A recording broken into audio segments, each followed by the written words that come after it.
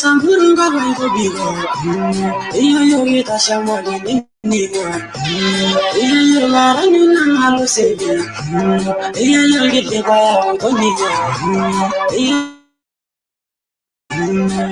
yoga parenta gilego yoga vivagi ne daludu yoga tumi disera nesho yo se badaga lokutaka yoga tunga ya idanabu yoga tunga ya idanabu yoga tunga ya idanabu ora yo lo shada mayana yo mabira nagenda ora le yoga degere malburgeli yo lo shada yeni jalode ora le yo lo shada mayana yo mabira nagenda ora le yoga degere malburgeli iya yo shamba yani jaloje, iya yo isundo ya masani, iya yo na nyanyo bawe, iya yo ba ada murto merisyo, iya yo intame sego ninyoge, iya yo ba dongeri leto pura,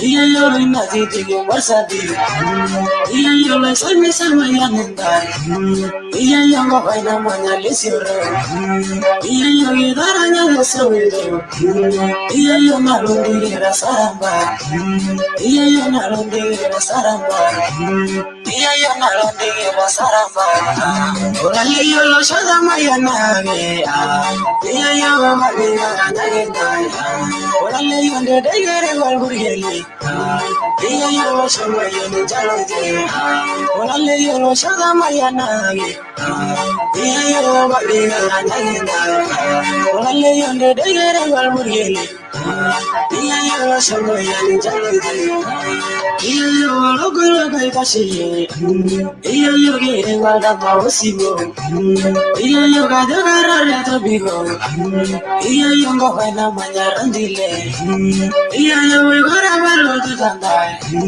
iya yo gidenya shondo gangai, iya yo sawai tutara itu kore, iya yo ya jogi tunyaro, iya yo siwada tashunenda, gawar shinderi gololiai, iya yo gidanya mwede siriani, iya yo kapiga kama yanunda, orale yo lo shoda mayanage, iya yo kapiga nagenda, orale yo ndegere walburgeli, iya yo lo shoda yani jaloje, orale yo lo shoda mayanage, iya yo kapiga nagenda, orale yo ndegere walburgeli, iya yo lo shoda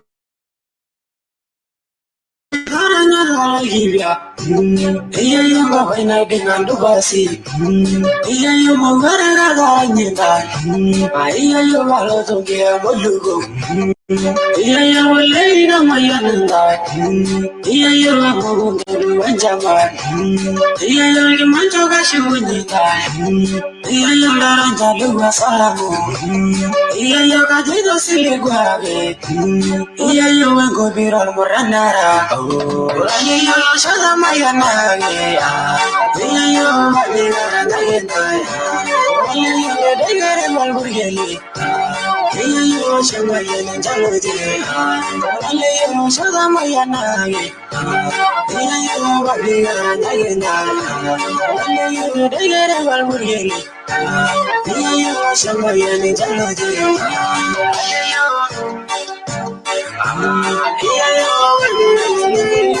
Angel boy, ayongoni, jogonamu amadori yongoni, jogonamu asimore, ayomadori yongoni, ayamanyana, ayongoni, jogonamu amadori yongoni, jogonamu asimore, ayomadori yongoni, ayamanyana. Wiranga kandi nyugutagi yamaya, ayebeserianu gidonari erangai, ayebeserianu gidonari erangai. Oyer kadangusya mundogi oya bulgiyo, ayo geserianu ndido godumongang, ayo geserianu ndido godumongang. Oyer kadangai nanini shodo rongaido, irongai gogo igibaya deseriani, ayengai gogo igibaya deseriani. Ayongoni, jogonamu amadori yongoni, jogonamu asimore, ayomadori yongoni, ayamanyana, ayongoni, jogonamu amadori yongoni, jogonamu asimore, ayomadori yongoni, ayamanyana. Oy mi desya dimina uru dasimore dai, na bagasin na itong mga lawan dugo. Ayena baga sirna dumya lawan dugo. Ingwilo dugo tibere na ida manyangkana. Iwenga wene mela ulubir lengai. Ayenga wene mela ulubir lengai. Oye kadundanya sirai na ida manyangishu. Iwe suwanga wena yolo ramatisyomi. Aye suwanga wena yolo ramatisyomi. Ayongoboni, ayongoboni. Njobonamu lamadori ngoboni. Njobonamu nasimore. Ayomadori ngoboni na manyangana. Ayongoboni, ayongoboni. Njobonamu lamadori ngoboni. Njobonamu nasimore. Ayomadori ngoboni na manyangana. Oy miyada kure chanulo jena nyarai. Ayege tisirgali ngobir nigiri. Ayege tisirgali ngobir nigiri. Kajaga tisirgali ngobir simurila. Ayeme nyamalu wagina idiri sesya. Ayeme nyamalu wagina idiri sesya. Kaketa baru na bele tonga simurila. Iwa nila wangi rasho na manisho. Iwa juya DJ. Haya. Asante sana. Tuendelee ama tusiendelee? Tuendelee ama tusiendelee? Tuendelea. Haya basi, nataka tufanye hivi, ndio maneno iendelee. Mimi sijawahi ona watu wa Samburu wakiwa na furaha kama leo. Tujipigie makofi jameni. Asante. Sasa naomba kwa heshima tusonge kidogo tu. Naambiwa baba ako karibu kufika, tusonge kidogo tu, step 2 nyuma. Kidogo tu. Kidogo, siende sana, kidogo tu. Kwa sababu kila mtu anataka kuona baba. Kwa hivyo tusonge kidogo. Aya, shetino leng. Gushugunyaran. Marete kintemu. Tusonge kidogo sababu gari itakuja mpaka hapa kidogo. Alafu wakifika tukaribie mpaka hapa. Kwa hivyo tusonge kidogo tu. Tafadhali kidogo sana. Sio sana, kidogo tu. Naomba tusonge kidogo tu. Alafu wakishafika tukaribie hapa. Ndio kila mtu aone rais wa 5 wa Jamhuri ya Kenya, Mheshimiwa Raila Amolo Odinga. Kwa hivyo kidogo tu, kidogo peke yake basi. Watu ya Samburu ni watu ya nguvu sana. Kwa hivyo kidogo tu, tuweke nafasi hapo basi, alafu mambo ikuwe sawa sawa. Waheshimiwa wetu tunashukuru, msichoke. Leo ni siku yetu wote na sisi tunapenda wageni. Haya. Hiyo inawekwa saa hizi, hakuna wasiwasi. Haya, wapi yule msanii mwingine? Wapi yule msanii mwingine? Atuchangamshie hapa kidogo. Demale amefika? Demale yako wapi? Warm up kidogo alafu tuone. Mwenye yako na mic anizimie. Demale tafadhali changamka. Warm up kidogo tuone vile kutakuwa. Demale afike DJ. In the meantime Demale akifika, cheza ngoma tu enjoy kidogo. In the meantime. Mental boy.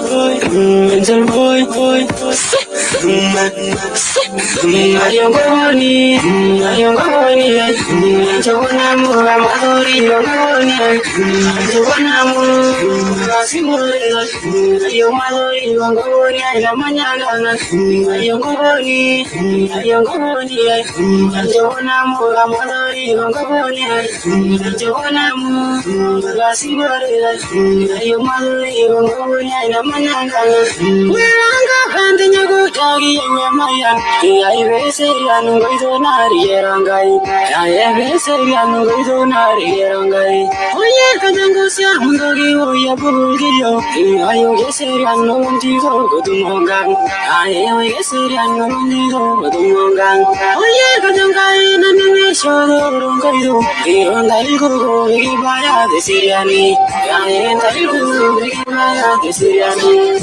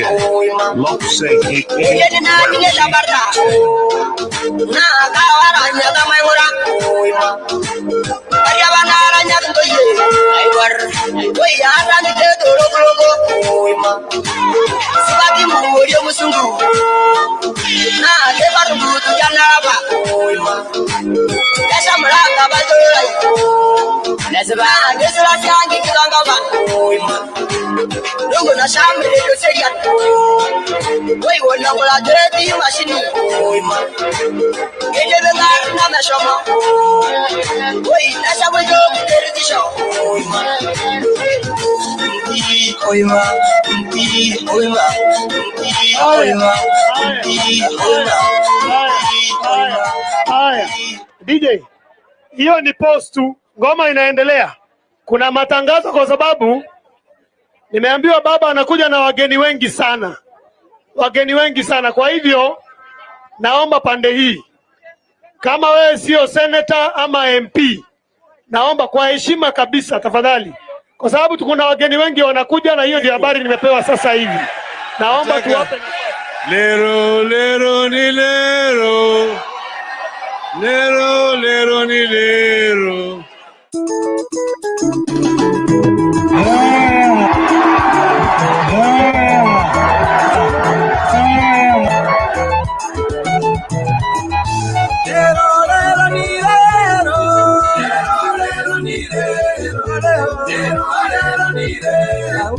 Langa mugamba nukombe, langa mugamba nukombe, umoja wewe nukombe, leo ni leo, leo ni leo, leo ni leo, asemaye kesho ni bora, asemaye kesho ni bora, mama ni bora, wewe ni bora. Tunasema Kenya mpya inawezekana.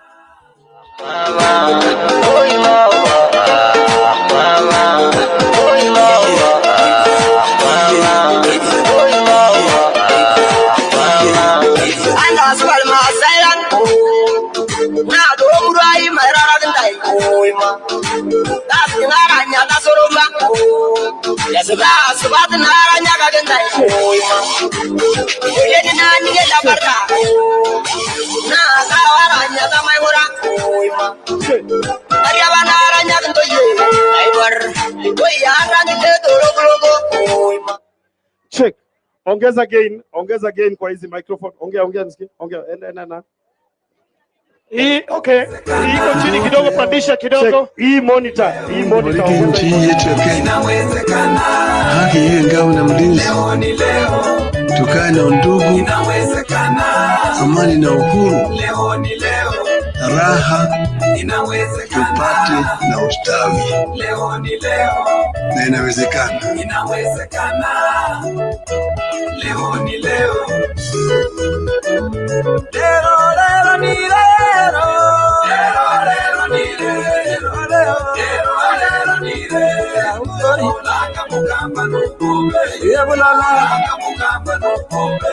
Umoja wewe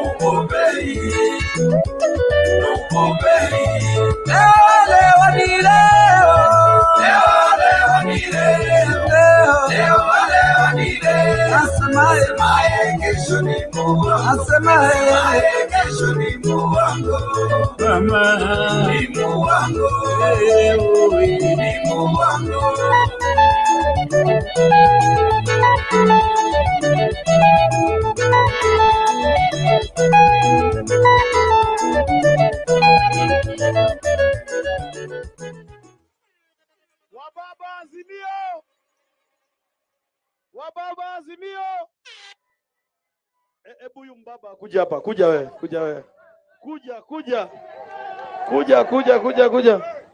Kuja. Apewe asipewe.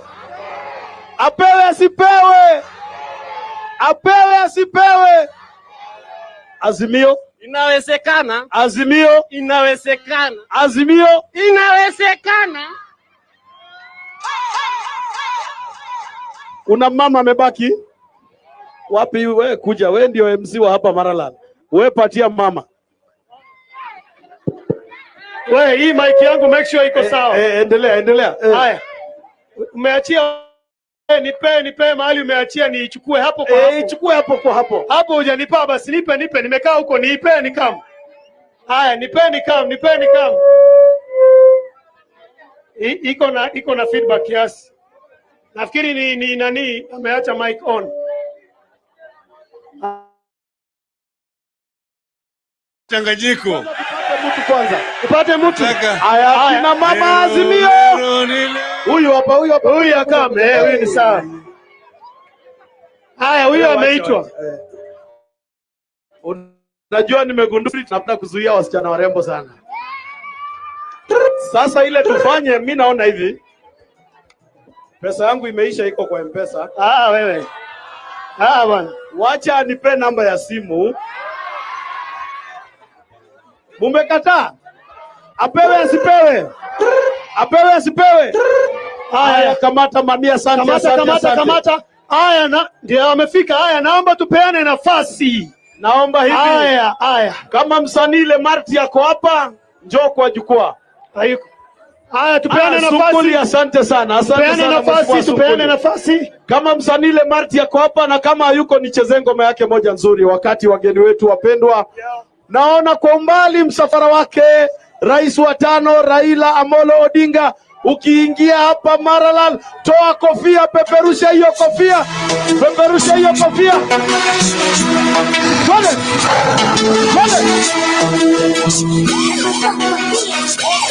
Yeah.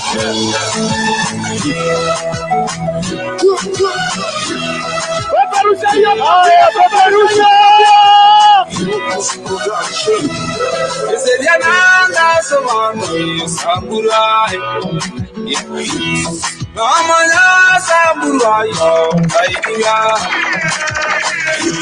Sediana Ndara Paso Karingo Sediana Ndara Peperusha kofia tuone.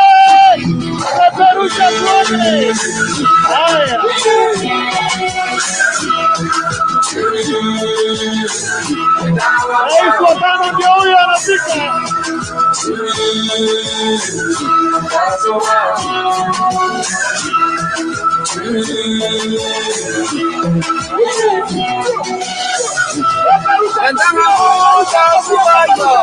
Weka kofia kwenye hewa, weka kofia kwenye hewa.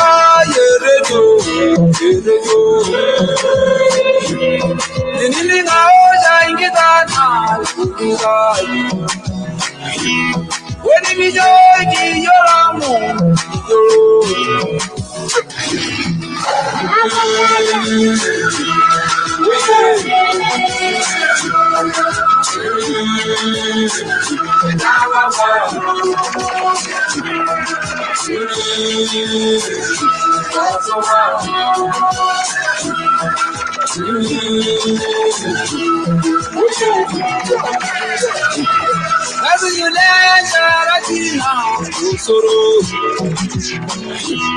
Wanyangira na simba Wayolo duje na nena unaime Usimba lenga rajana usuru Berusha kofia baba. Berusha kofia baba.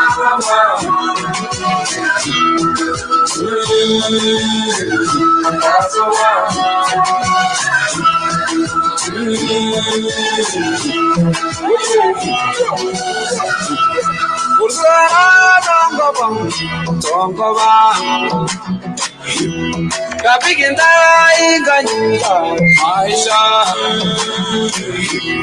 Yeudana inasai Samburu Ona doningo na doli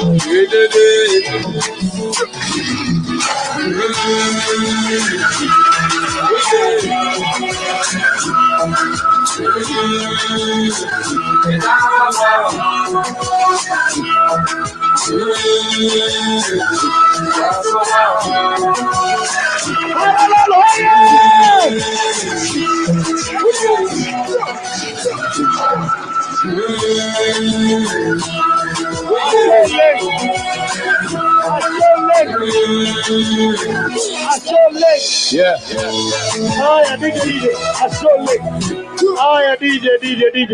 Haya, asante sana. Na kina mama hawa muwapigie makofi wanapoketi.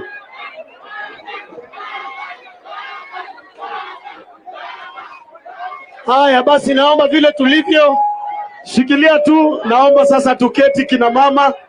Hawa kina mama waketi. Naomba hii bango weka chini kidogo. Weka tu chini kidogo kwanza. Weka tu chini kidogo. Maralal, nipeperushie kofia kama unamkaribisha Raila Amolo Odinga. Kama unamkaribisha peperusha. Peperusha kofia, peperusha.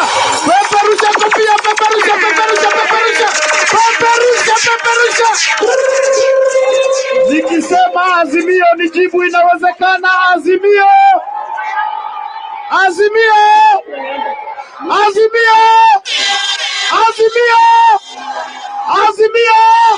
Peperusha kofia ya Azimio, peperusha.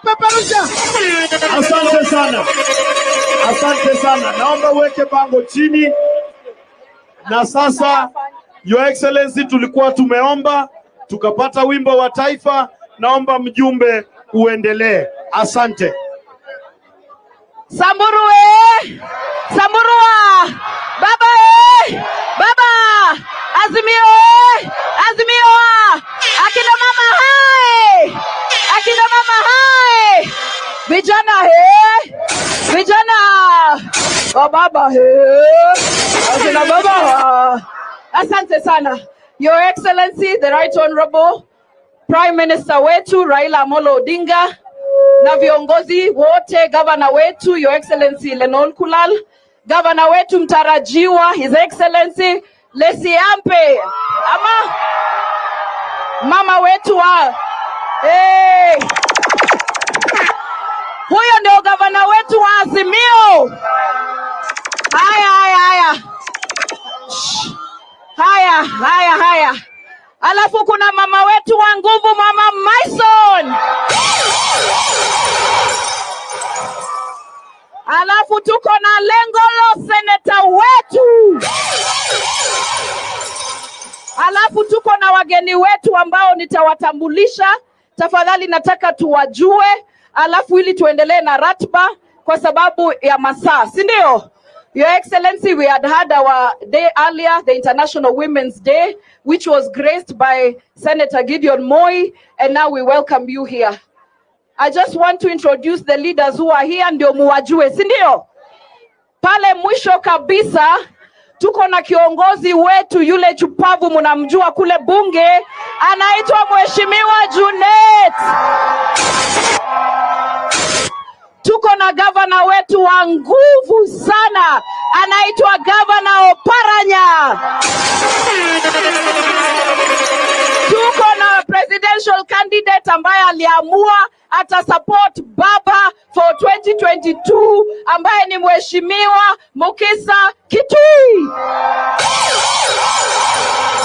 Kweli wewe ulikuwa karibu kuwa president, lakini asanti kwa kusupport baba. Hapa tuko na gavana wetu, Gavana Nderito kutoka Laikipia. Tuko na gavana serikali wetu, Gavana Lenol Kulal. Niendelee ama nisiendelee? Niendelee ama nisiendelee? Haya, tuko na gavana mtarajiwa Richard Dr. Lesiope.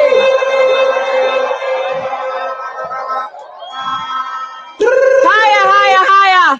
Tuko na mama wetu wa nguvu, Mheshimiwa Maison Leshogo. Tuko na kiongozi wetu chupavu, Senator Ole Dama. Tuko na mama ambaye anatafuta gavana kule Migori, Dr. Pamela Odhiambo. Tuko na mama mwingine anatafuta gavana Busia, Mheshimiwa Florence Mutua. Tuena kanini kega ambaye ni mheshimiwa kutoka kule Kieni, na pia ndio chairman ama director wa elections kule Jubilee. Asante sana. Then tuko na Mheshimiwa Peter Kenneth, anaitwa PK. Haya, tuko na mheshimiwa kutoka kule Nyeri, anaitwa Mheshimiwa Priscilla Nyokabi. Tuko na Mheshimiwa Eve Obara. Alafu sasa tuko na Mheshimiwa Babu.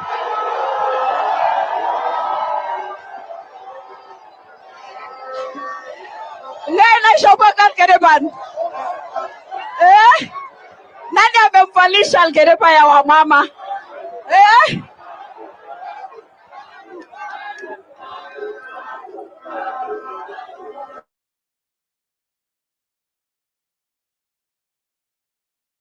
Nena shoboka Algereban bayan lesinga. Yeah. Meshopil Algereban. Haya. Unaambiwa hiyo ni akina mama Babu, wacha joke. Ama unapelekea bibi huko Nairobi. Haya, mbebe tu kwa shingo basi. Haya, tuko na Mheshimiwa Senator Ngugi kutoka kule Nakuru. Tuko live serial. Wameomba hizi mabango tuweke chini because cameramen hawaoni, na mjue tuko live kwa Radio Serian, our popular radio station hapa Samburu County. Pia tuko na Mheshimiwa Jude Jomo kutoka Kiambu. Tuko na Mheshimiwa Charles Sunkuli kutoka kule Narok. Tuko na Mheshimiwa Waziri Beatrice Elachi, anasimama kule Dagoretti North. Tuko na rafiki yangu hapa Dr. Su, salimia watu. Asante sana. Alafu iko basi mama mnamjua wote na amekuja hapa, anaitwa nani? Anaitwa Gladys Wanga. Asante sana. Tuko na wakili kule Kanchori, tuko na mheshimiwa Leremore, deputy governor wetu ambaye mtarajiwa, na tuko na DG wetu wa sasa Dr. Leseto. Tuko na mheshimiwa wetu kutoka kule Kiambu, Murang'a not Kiambu, Mheshimiwa Kimari. Asante sana, sitachukua muda mwingine mwingi, Your Excellency. Tuko na MCAs wetu ambao wako pamoja na sisi. MCAs wetu tafadhali, the elected ones na nominated, musimame elected. Sijasema aspirants, nimesema elected. Wako pale. Mheshimiwa, we have our MCAs, they are here with us. Kuna aspirants ambao tuko nao wengi under Azimio, tafadhali wasimame wakusalimie pia. Asante sana Your Excellency. Ili tuende straight kwa program, ningependa kumwalika, mnataka kusikia nani akiwaimbia wimbo moja? Laiso boy, changamka haraka haraka tafadhali. Laiso boy. Haraka. Samburu dopest. Liza. King.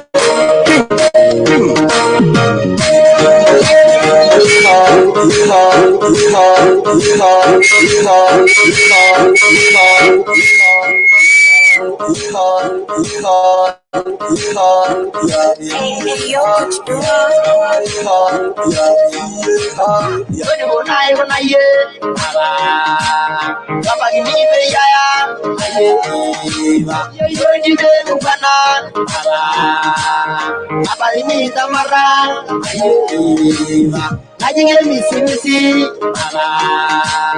karindara kaunti dekenda shama ya shumalunge oye ya jumune shiro Saudi Arabia Yeli shogu ballo Yoli wesi mbarigo Yela manana ndege Yero kara na kambarigo Yasha muneli shogi Damusi ya almura Yeye kungai delmura Sanigo Alko juga mbarigo Hadela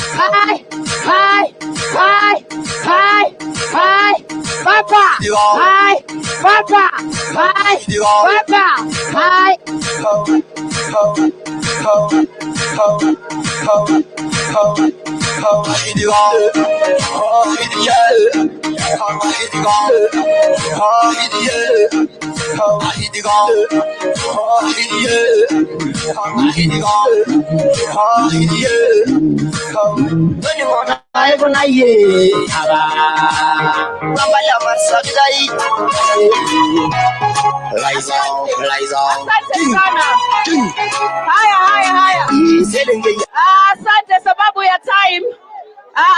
ya time. Wapi diff mkaji ngai? Kore De Latifa uko wapi? Haraka. Kazi iongee, si ndio? Mkisema na Islam nasema kazi iongee. Haya, De Latifa. Haya. Kama hayuko, ako wapi? Changamka. Haya, Mike ndio hiyo. Yanda asuba. Bas. Kamera ndio kuja ile. Holele. Baba. Oye, baba. Ponele.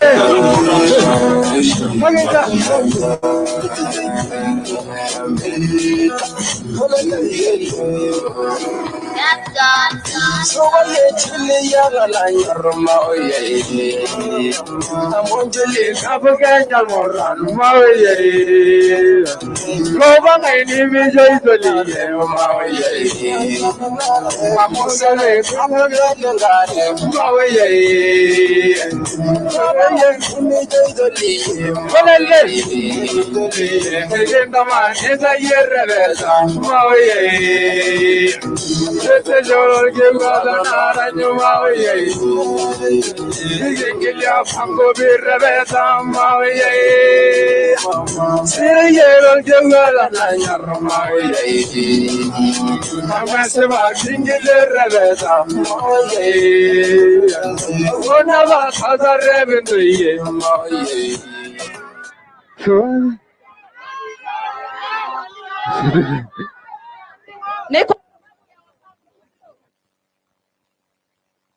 Kuna Tamioi, wanaitwa nani? Tamioi nani? Empire, haraka haraka Tamioi Empire, haraka haraka. Wachangamke Tamioi Empire.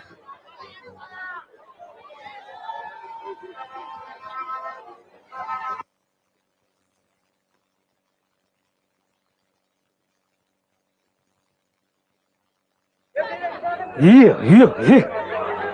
Ese no boge. Ese no boge. Tamioi Music Empire. Wamba rabna wamba baya. Yo. Bella, beautiful. Tamioi Music Empire. Yo,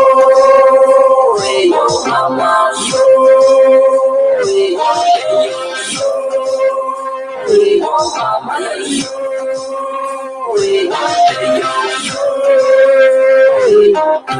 Kidigi angu wana hamura na remo. Suamure yo na resui. Kidigi shobe muranne ya na liwa. Era ni sele na kuna biri murtu. Kidigi angu ye kidigi yo na ma. Kimari dai de la ma de kidanya Nairobi. Kadari ni boyo bonne yo na bodu. Nejo sila de segi shabale muslu man. Kidu sele na bodu kada na raibon. Kada na raibon yesu kenti nyango bai. Kidu de wo ni yo kabala yerto ngani. Wanaitwa Maralal wapi kigelegele?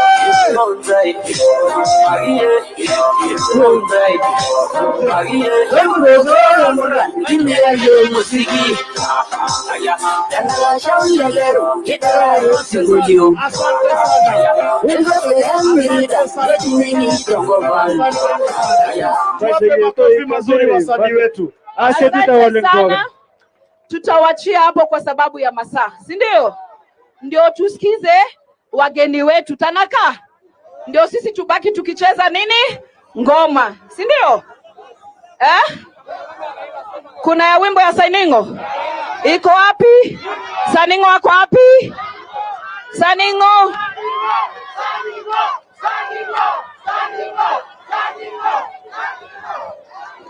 Saningo wako wapi?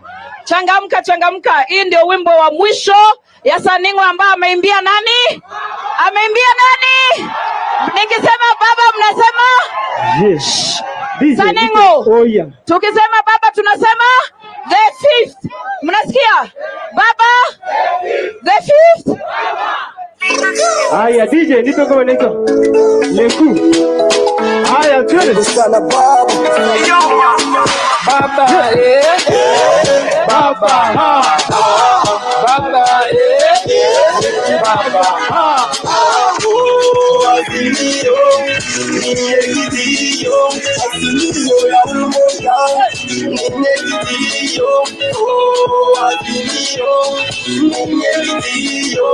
Azimio ya umoja.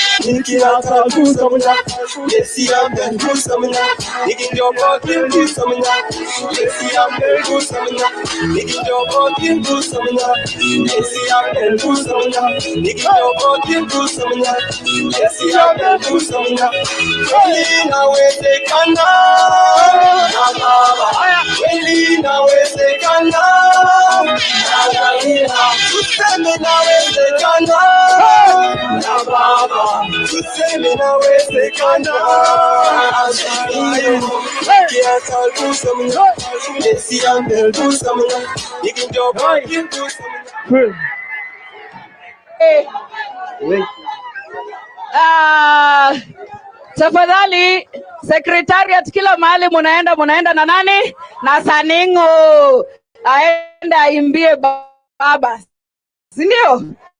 Huyu ni wimbo mzuri sana na inamaanisha Samburu County tuko ndani ya Samburu County tuko. Hebu semeni mpaka wale wa jamaa wengine wasikie tuko Azimio. Haya, asante sana. I'll go straight to the program kwa sababu naona tuko wengi sana.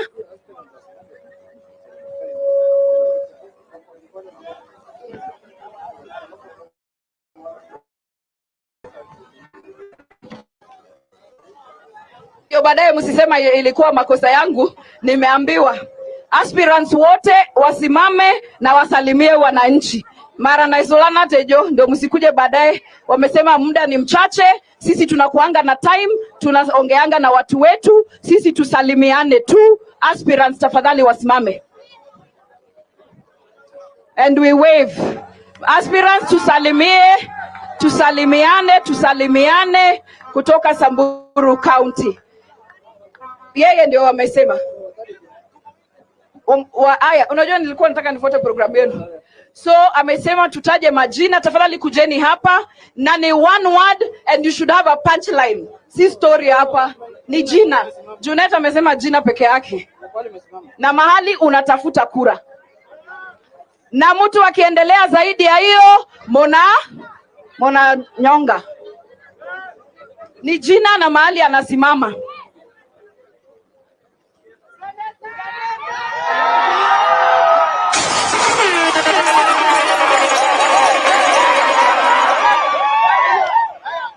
Kwa majina mimi naitwa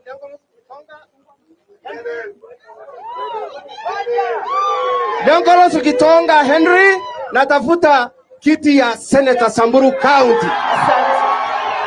Haya, Raila tibim, Azimio tibim, vijana kelala. Namna hiyo. Amjambo. Leseto anatafuta governor kwa Azimio. Azimio tibim. Baba tibim. Vijana chalala. Asante. Thank you. Asante. Namna hiyo. Haya, mjambo. Basi mimi naitwa Joseph Lepario, natafuta kiti ya senator kwa tikiti ya ODM Azimio. Asanteni sana, Mungu awabariki.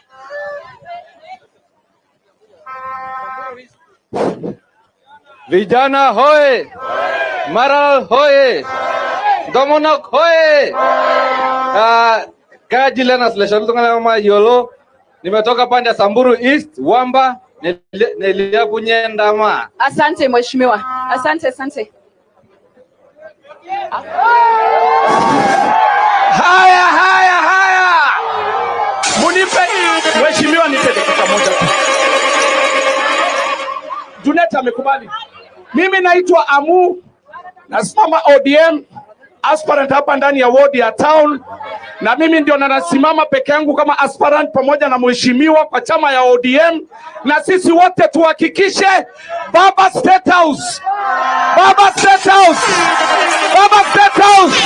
Kwa hiyo yote nasema mimi niko chonjo na niko aspirant na nasimama bila wasiwasi wote. Asanteni, Mungu awabariki. Next. Please let's hurry up kidogo. Vijana oye! Kina mama oye! Baba Tibim. Kwa majina naitwa Emily Leshori, bado nafai kutafuta MCA kwa Maralal Ward. Asante. Azimio la Umoja Samburu County. Oye! Baba Tibim. Happy Women's Day. Wapi wakina mama? Baba State House. Kwa majina Doris Labatoya Mama Miradi.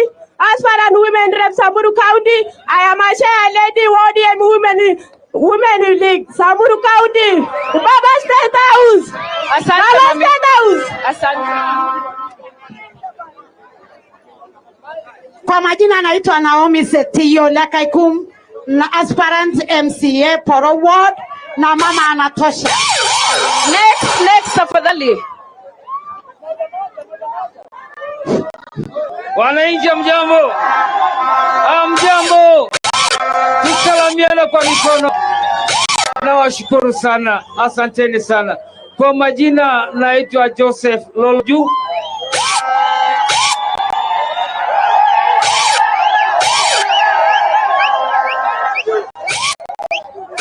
Mungeniwekea nyimbo lakini sawa. Kwa majina naitwa Joseph Loloju, aspirant Maralal Ward. Asante. Asante. Jubilee. Nawashukuru sana. Asanteni. Vijana Tibim. Comrades power. Tuko pamoja. Form ni baba, sivyo? Rada ni baba. Na baba niko na ujumbe moja tu ya vijana, nisiposema nitalimwa. Sivyo?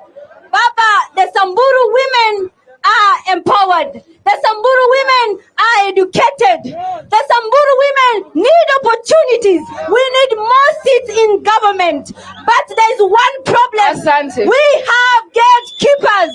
Baba, please remember that line. We have gatekeepers. Vijana Tibim!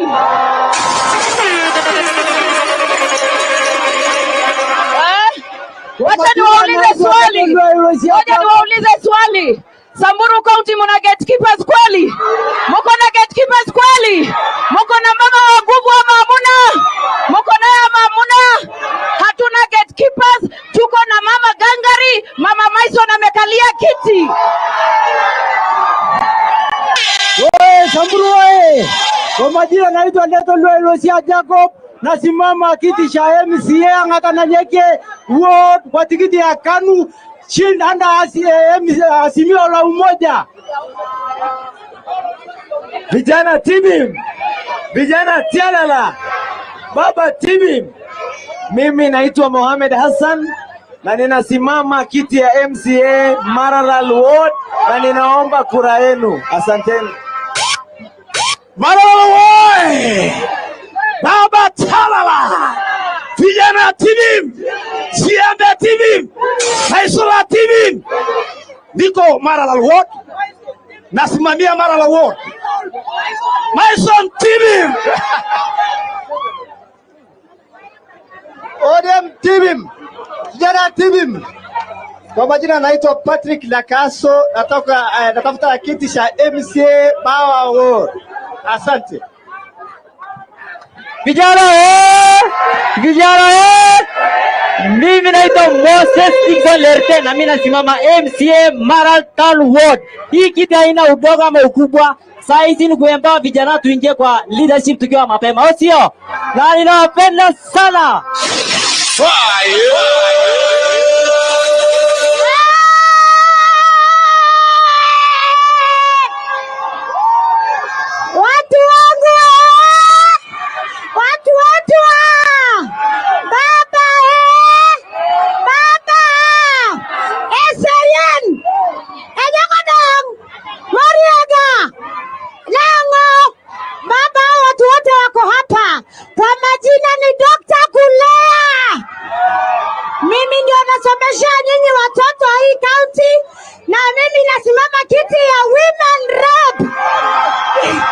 Niko na message, one second. Niko na message. Poleni sana. Iko na message kwa baba. Ngojeni, kasha na mic kabu haki. Until they keep quiet. Mtaheshimu kila mtu. Yaani ngoji. Wakati 2017 baba alikuwa anatafuta kura. Baba, kura ni yako hapa.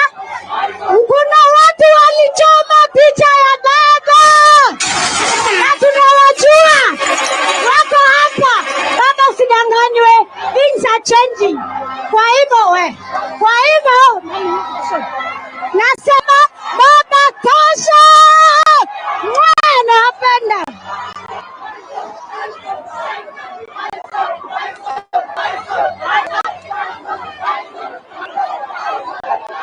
tunyamaze kidogo.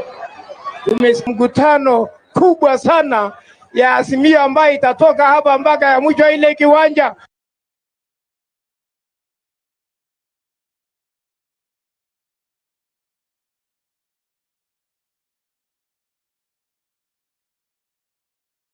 Watch and create short videos on the YouTube app. Introducing the shorter side of YouTube, YouTube Shorts. DJ Stone. DJ Stone. DJ Stone. DJ Stone. DJ Stone. DJ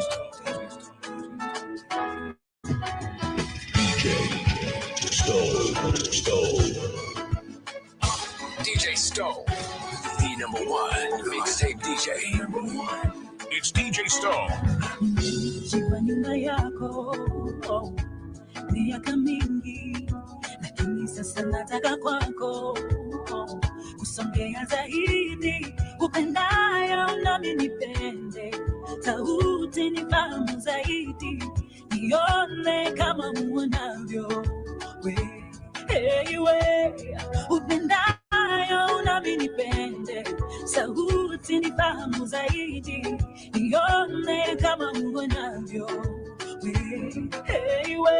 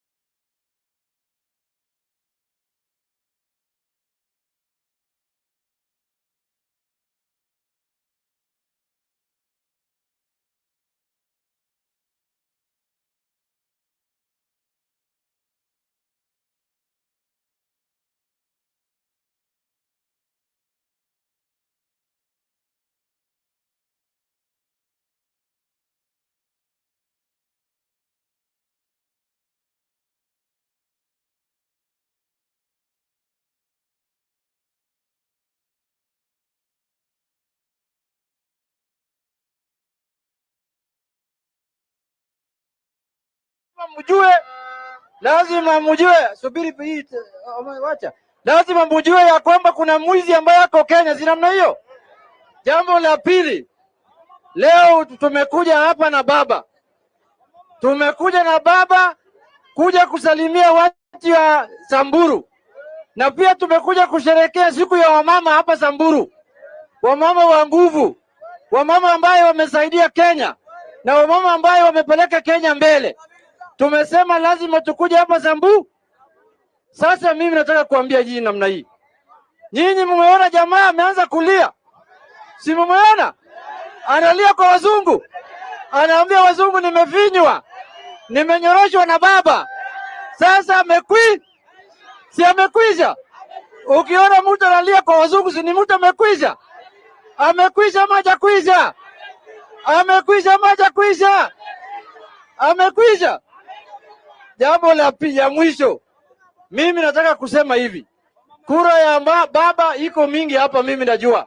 Nataka tarehe 9 mwezi wa 8 mjitokeze kwa wengi ili mupigie kura baba Raila Amolo. Ya mwisho. Mimi nataka kumaliza kwa kusema hivi.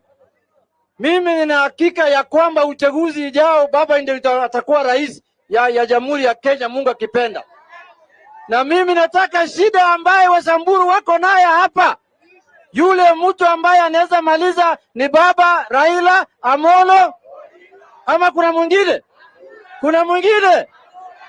Haya, wacha niite viongozi wenzangu dakika moja wazungumze na nyinyi ili tumalize haraka tusikie sauti ya baba. Si namna hiyo? Wangapi wanataka kusikia baba? Nione kwa mkono. Haya, nataka nipatie dakika moja wakili Kanchori. Wakili Kanchori iko wapi? Dakika moja wakili. Wakili Kanchori huyu anafanya kazi na baba. Ako kwa kamati kuu ya kampeni ya baba. Anatoka huko Kajiado, anaitwa wakili Kanchori. Haya. Samburu oye. Samburu oye. Enda suba bawakin. Haya, ora ne dokoya. Amuga ra dorobu lomon. Ore yogra lo sholama. A Sambur, a Masai, a Rendile, a Jamus, ore nyamaliang na nabo. Ore na nyamali ora ngani itau na elerasa Raila Amolo. Ore niare.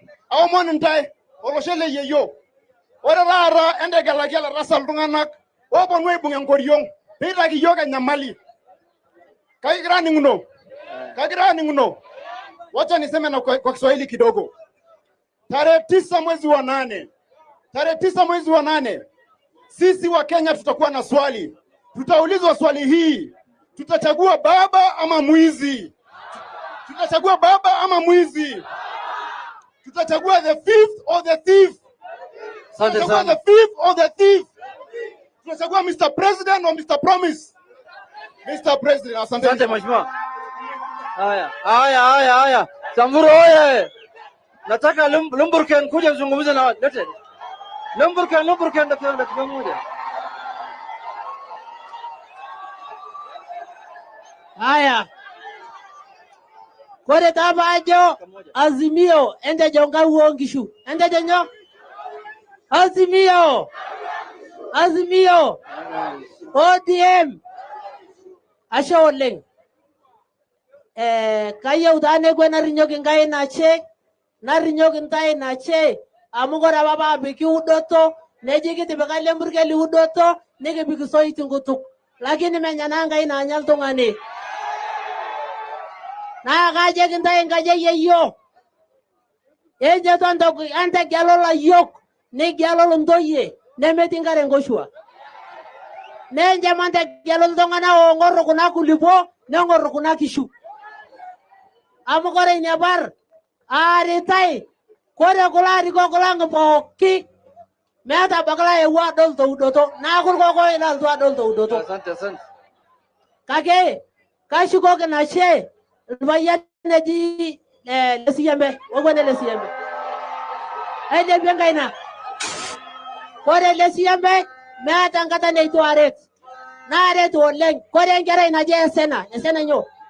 Siro ina amazing gema. Wale dana je Yenye to mai bonga danga yeyo. Yenye to madongo Raila. Yenye to aja to ngana judile murge ligiyo. Iki judile ligiyo. Ele bianga na iki judile ligiyo. Yenye to nanjo Raila kura. Amolo dinga aja to ngana Raila kura amolo dinga. Ele bie asha ole. Asante mheshimiwa. Sasa nataka kwa sababu ya muda nikiwaita, nataka niwaite tatu. Kwanza tuanze na wamama, Priscilla Nyokabi, Mheshimiwa Ivo Bara na Mheshimiwa Pamela Odhiambo, mkuje pamoja. Nataka to save time. Haya, Priscilla mpatie. Hamjambo. Na mjue leo ni siku ya wamama. Wote. Niwaletee salamu za Nyeri. Muriega rege. Nemo kenete. Nyedo wa baba. Sisi kama kina mama with the International Women's Day, tunajua kwamba we are safe in baba's hands. We are safe in baba's. In whose hands are we safe? In whose hands are we safe? In whose hands are we safe? Kule Nairobi tunatafuta viti vya kina mama.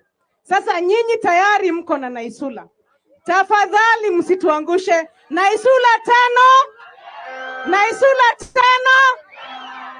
Asante sana. Huyu anayefuata anaitwa daktari. Anaitwa Dr. Ivo Bara, ni mbunge wa Kabondo Kasipul huko Homa Bay County. Samburu oye! Samburu oye! Wamama oye! Leo ni siku ya kina wamama na tumefurahi ati hapa Samburu tuko na Naisula. Naisula ni moja ya wamama 23 ambao wako kwa bunge la Nairobi. Sasa tunataka wamama wengine wengi waingie kwa bunge. Ya pili, baba kazi yake iliongea kitambo.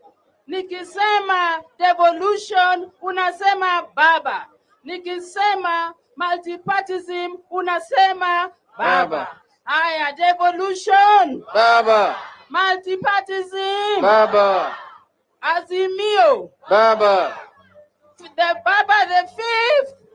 Asanteni Azimio. Asante sana. Asanteni sana. Haya, Dr. Huyu pia ni daktari. Huko Nyanza pale mimi natoka tunachagua tu daktari. Anaitwa Dr. Pamela Odhiambo, ni mbunge wa huko Migori. Samburu hoi!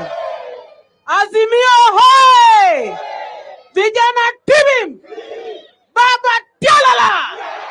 Naisula ria! Bas, meiva! Vile mmeambiwa, ninaitwa Dr.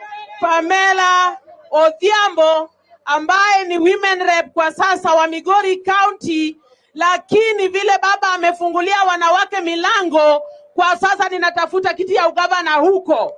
Na wana Migori walisema ni wasalimie namna hii. Baba Nyale, semeni Baba Nyale. Baba Nyale. Hebu nionyeshe kwa mkono kura za baba.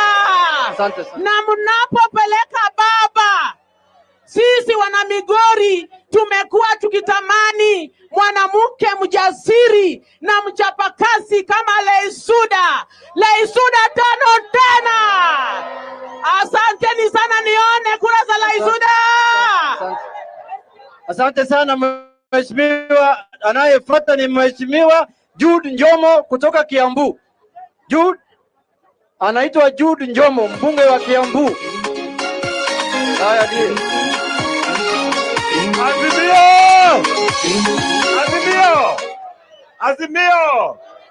Azimio. Baba, asante sana kwa kutualika hapa. Nataka kuambia kitu moja. Kutoka mimi nizaliwe, nimesikia mmesema nyinyi mmechagua baba mara mingi. Mimi kutoka nizaliwe sijachagua baba. Kazi yangu ilikuwa kuharibu jina yake na kunyima yeye kura na kuhakikisha hatapata kura, kwa sababu huko Kiambu hatukuwa tunapatia yeye kura. Lakini sasa tumeona mwangaza na tumesema huyu baba ndiye tutapigia kura tarehe 9 mwezi wa 8. Hebu niambieni, nyinyi mutampigia kura? Mutampigia kura? Hebu nionyeshe kwa mkono yako. Ya pili, mimi niko member wa budget committee katika bunge. Sisi ndio tunagawa pesa katika nchi hii, na kwa kamati yetu tunakaa na huyu mrembo anaitwa Naisura, na ni mrembo ambaye ako na hapa. She has beauty and brains, na ametusaidia sana, na anajua kuwatafutia mali. Mungependa endelee kuwatafutia mali? Mutamchagua? Mutamchagua? Hebu nionyesha kwa mkono. Katika ile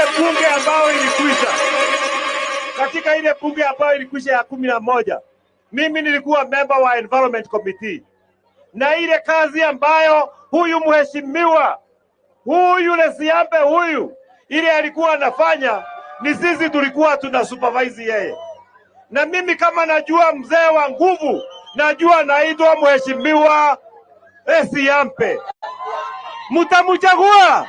Asante. Mutamchagua? Hebu nionyeshe kwa mkono. Asante mheshimiwa. Asante sana, Mungu awabariki. Haya Samburu oye.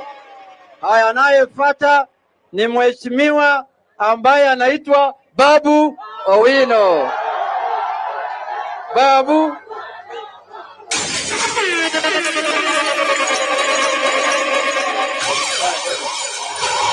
Haya, vijana ria, vijana ra, vijana timim, wazee tialala, warembo wamama enta suba poki. Asanteni sana. Kitu ya kwanza, leo ni International Women's Day. Mimi mwenyewe nataka kuwawish women ambao wako hapa na Wakenya wenye wako Kenya nzima a happy International Women's Day. Na ninataka kusema ya kwamba sema una wish mudhoni happy women. Umejua wewe Junet amenikumbusha kitu. Na nataka kuisema hapo mbele. Huyo akipewa Ruto si atakanyaga flat. Sasa baba akipewa, hiyo ni ajali ya trailer na baiskeli. Si ni kweli? Sasa hawa mama wetu ndio uti wa mgongo wa jamii. Si ni kweli? Na hawa mama wetu sisi wote tumetoka kwa wamama.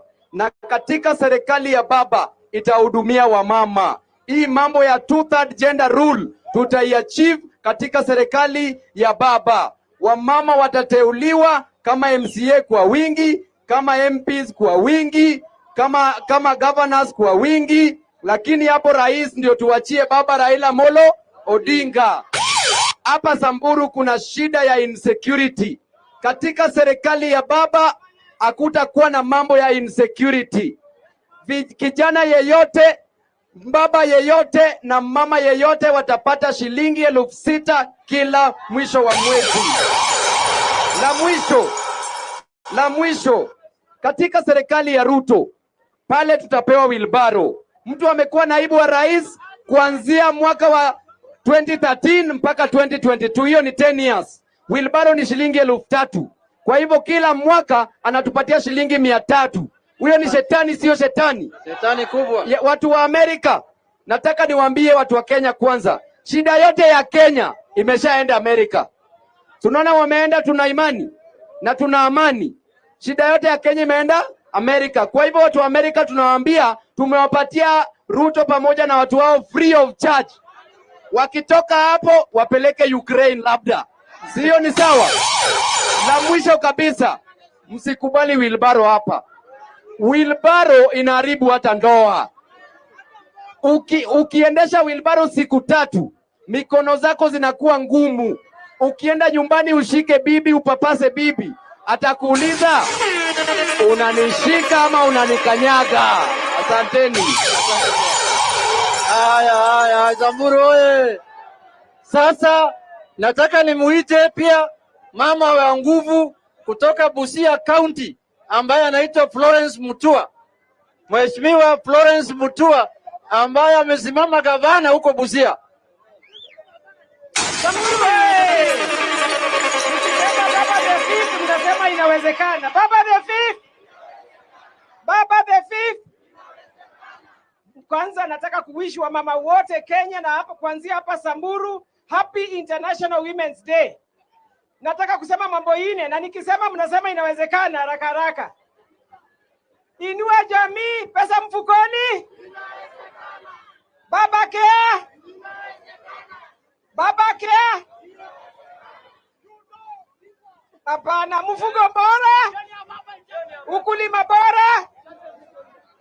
Mimi nataka kuzungumza mambo ya matatu ya watu watatu nimefanya nao kazi hapa bunge kwetu. Ya kwanza nataka kuongea mambo ya Leshomo, Mheshimiwa Leshomo.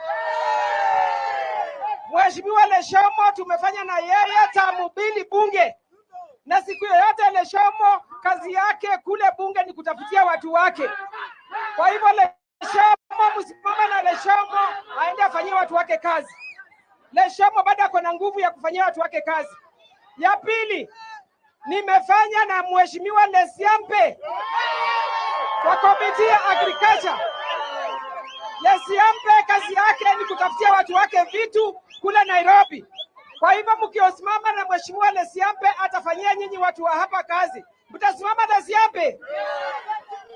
Ya mwisho, msichana wetu wa nguvu Laisula.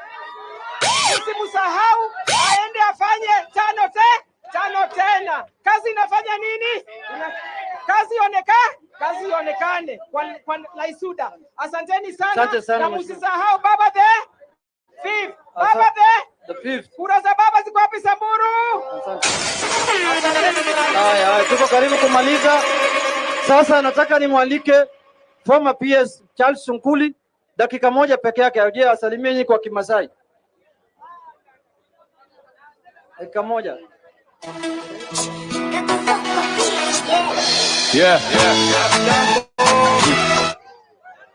Your Excellency the Prime Minister, mimi sitasema maneno mengi, ni kusema tu hapa Samburu ni Azimio peke yake.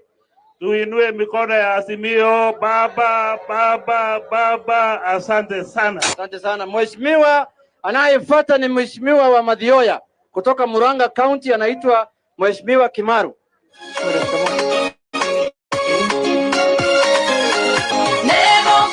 Nego kena nakogosa idarere ambore maede matana ndoga nego kena. Asante sana. Wananchi watukufu wa Samburu, hamjambo? Baba baba. Hiyo itoshi baba baba. Mimi nimeshukuru sana. Mimi ninaona wana Samburu mutachunga kura ya baba, mutaweka kwa tarehe 8, mutajitokeza kwa wingi na tupatie baba kura zetu zote. Si namna hiyo? Mutaweka kura zote kwa baba? Hebu nionyesheni kwa mkono tafadhali. Mimi nataka kuwauliza, kwa sababu nyinyi mnajua wezi na wakora ni akina nani. Siku hiyo tujitokeze kwa wingi, tuchunge kura ya baba. Tuchunge kura ya nani? Na pia mchunge kura ya mheshimiwa wenyu na Isula Lesuda. Asante sana. Mimi kama mumesikia naitwa Mheshimiwa Peter Kemari, ni mjumbe kutoka Madhioya, na sisi kule Murang'a tumeamua na kule tumehakisha moto na moto huwezi kapoa. Sisi tutachunga, tutakuwa pamoja na baba kwa bampa. Tutakuwa kwa baba na tuko gangari. Asanteni sana na Mungu awabariki. Asante sana mheshimiwa. Sasa wacha tusikie Beatrice, anaitwa Beatrice Elachi, alikuwa speaker wa Nairobi. Beatrice. Haya, wana Samburu tusalamiane kwa hewa. Salamu za baba huko nyuma. Your Excellency the fifth. Watu wa Samburu, Songo hako nyumbani. Salamia huyu mama. Sisi leo tuko hapa Samburu. Na sisi first tunataka kushukuru Mheshimiwa Naisula. Na nishukuru watu wa Samburu kwa kusimama na mheshimiwa wenu, mama wa nguvu, mama anayetingisha. Si ni kweli? Lakini sasa leo tuko hapa kwa sababu ya baba. na sisi tunataka kuwaomba watu wa Samburu, na tunasema hivi, mimi naona watu wanatembea Ulaya wanalia na wanasahau hao ndio wameishi kwa serikali kuanzia wakiwa vijana ya university, na ati leo wanalia ati wataibiwa kura. Nataka kuambia hiyo sakata mumeanza ya uoga, sakata ya kuonyesha baba saa hii amechukua county 31, huwezi kutuambia unaweza shinda. Kwa hivyo sisi tunamalizia tukisema tarehe 8 mwezi wa Agosti tutakuwa na rais tarehe 9 anayeitwa Raila Amolo Odinga. Haya, sasa kwa sababu ya muda nikikuita tafadhali dakika moja peke yake. Nataka kuita Gladys. Haya, kumbe mnamjua? Mnamjua sana. Haya. Samburu hoye! Enda soma pokin! Messi Yesu! Nikisema Azimio nipe inawezekana Azimio! Nikisema Naisula kazi ifanye nini? Naisula!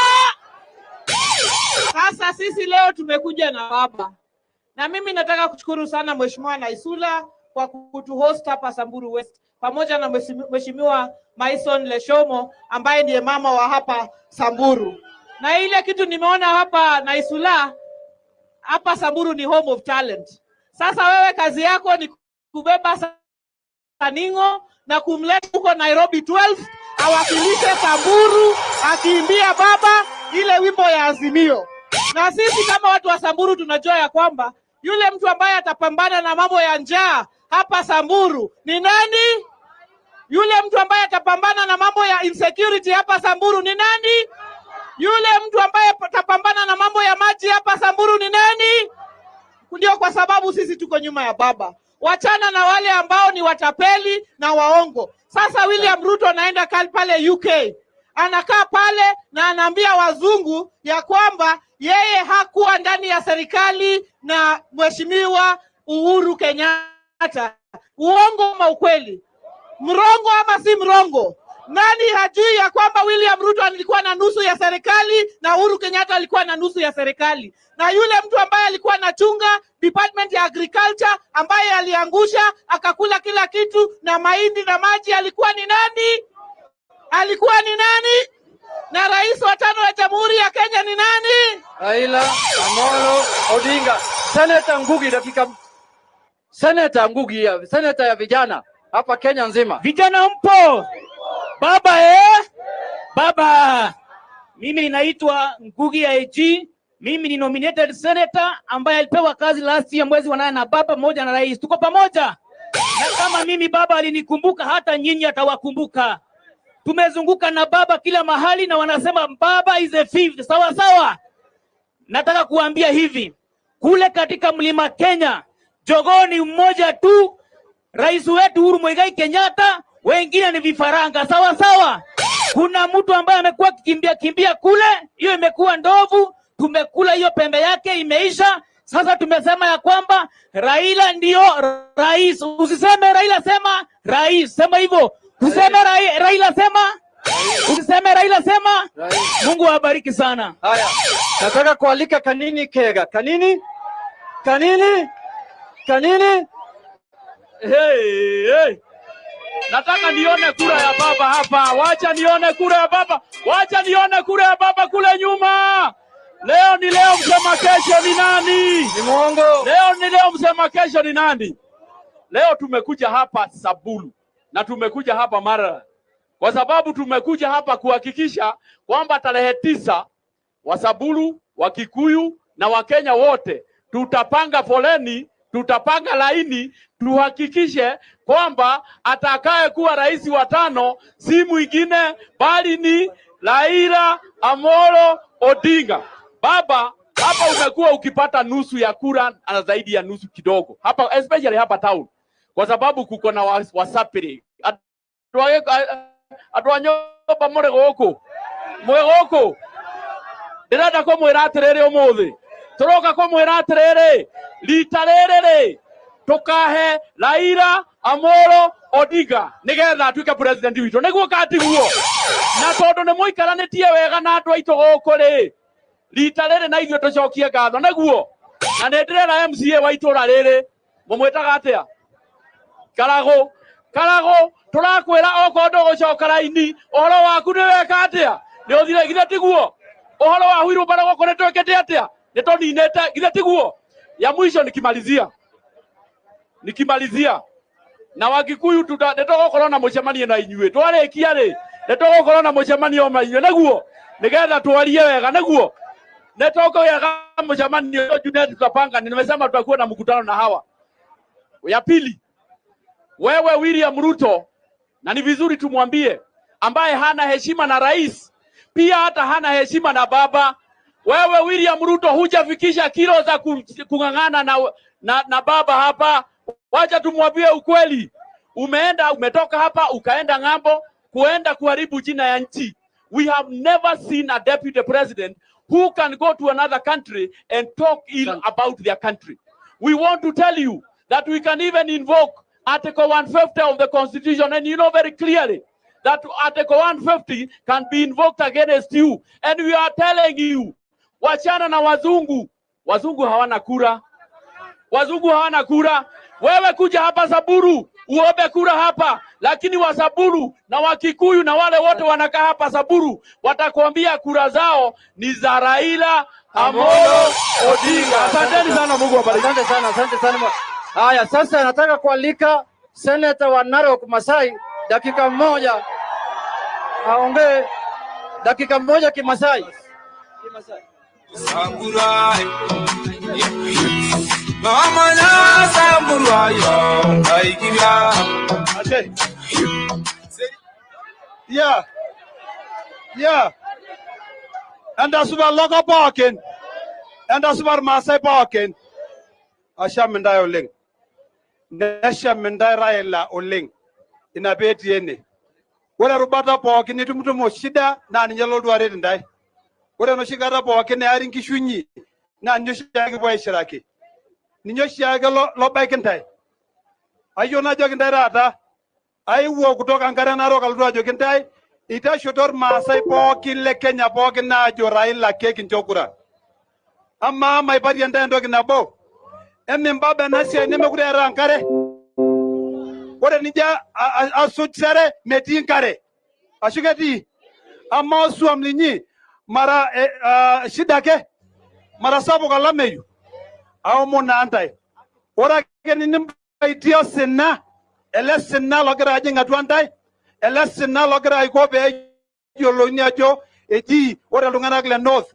na njage ji Samburu ora chamba ipokin nisima irmek nyornyoraina rejo ya nyornyoraina basi ayuna omonda ndog nabo enta gelwake ne anda baking kangite pokin enta gelwake Raila Amolo Odinga na president ore nyare ayuna saindai ke gollo lende na wo gara olariko ni ta shopping ne mera nyo sunda enta gelu governor na nyo Azimio enta gelu senator na nyo Azimio ende gelur bunge ibogina nyo Azimio ore county assembly bogina ndivyo Azimio. Nataka kumaliza na Kiswahili. Mimi nimekuja hapa leo kuhakikishia kwamba Wamasai wote na Wasamburu wote tunapita njia moja ya kuchagua Raila Amolo Odinga. Wale wananchi wote ambaye wanaishi hapa ni ndugu zetu. Wale Wakikuyu wote wako hapa, Wajaluo wote, sisi ni kitu kimoja. Na leo naomba hii, kama mmechoka na hii shida ya kukaa bila maji hapa, kukaa na barabara kidogo, mchague Raila Amolo Odinga. Mheshimiwa Uhuru Muigai Kenyatta alileta lami mpaka hapa Maralal. Raila Odinga akiendelea, akipata hiyo kazi endelee, yeye atapeleka hii barabara mpaka Baragoi na apeleke mpaka Loyangalani na wapi na Wamba, ndio muweze kufanya kazi yetu. Ya mwisho, msikubali kudanganywa. Wale watu wengi wanakuja hapa wanakuja kuwadanganya. Wacha niwaambie, youth hamna kazi. Raila akikaa hapa ako na akili mingi sana ya kuwapatia kazi. Mimi naomba tafadhalini, mara hii tusifanye makosa. Tafadhali hebu nionyeshe wote kura ya baba iko wapi? Wote, si ndio hiyo? Tumemaliza. Asante. Asante sana. Sasa kwa kumalizia, nataka nimwalike mtu ambaye amefanya kazi nyingi sana hapa Kenya, ambaye alipigania demokrasia, ambaye anaitwa Dr. Mukhisa Kitui. Si mnamjua? Daktari, karibu sana. Asante sana Junet.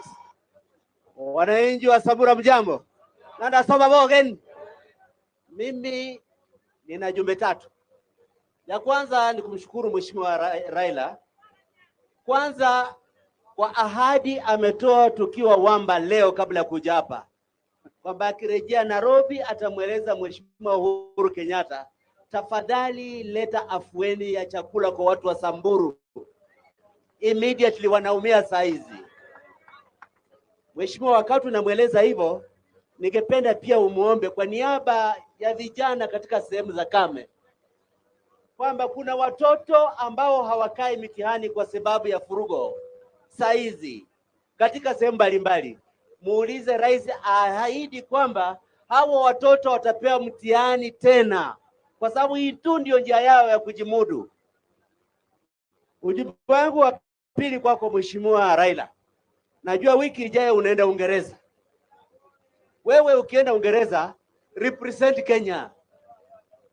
Waonyeshe Uingereza kwamba even Kenya may have some funny people but it has serious leaders. Waambie kwa sababu ya demokrasia tunakubali hata wale wanaenda Ulaya kutusi njao watarudi nyumbani, tutawalaki tu. Waeleze Uingereza kwamba sisi tutamanage kura nzuri na wawekezaji wanaalikwa kuja Kenya. Waeleze Kenya kwa wageni kwamba Kenya itapunguza dhamana ya kufanya biashara kwa sababu tutatoa ile kodi inatokana na wizi. That is responsible leadership that I've associated myself with. Kwenu ninyi ninawaahidi tu vitu viwili. Nimekuja kuhakikisha kwamba kwa muda wa miaka 30 nimejihusisha na Raila Amolo Odinga katika harakati za ukombozi wa Kenya. I trust he fights corruption. I trust he fights for the small man and woman. I trust he fights for ethnic inclusion. Haya ni mazuri kwetu zote, haya ni mazuri kwa Samburu, haya ni mazuri kwa Wakenya. Asanteni sana. Asante sana Mheshimiwa Daktari. Anayefuata ni Mheshimiwa Peter Kenneth. Anaitwa PK. Mheshimiwa Peter Kenneth.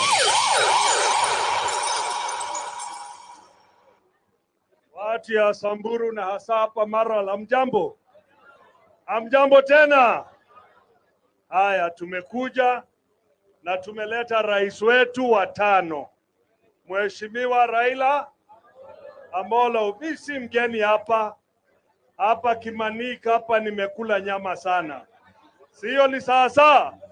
Nataka kusema machache sana. Ya kwanza, ule rais atazuia wizi ya ng'ombe ni Rais Raila Amolo Odinga.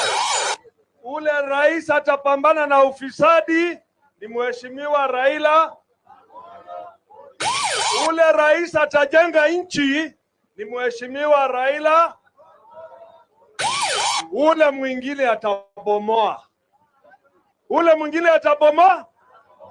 Alafu niwaambie hivi, nyinyi watu wa hapa Maralal, 2017 muligawanya kura, mkampatia Rais Uhuru na zingine mkampatia Mheshimiwa Raila.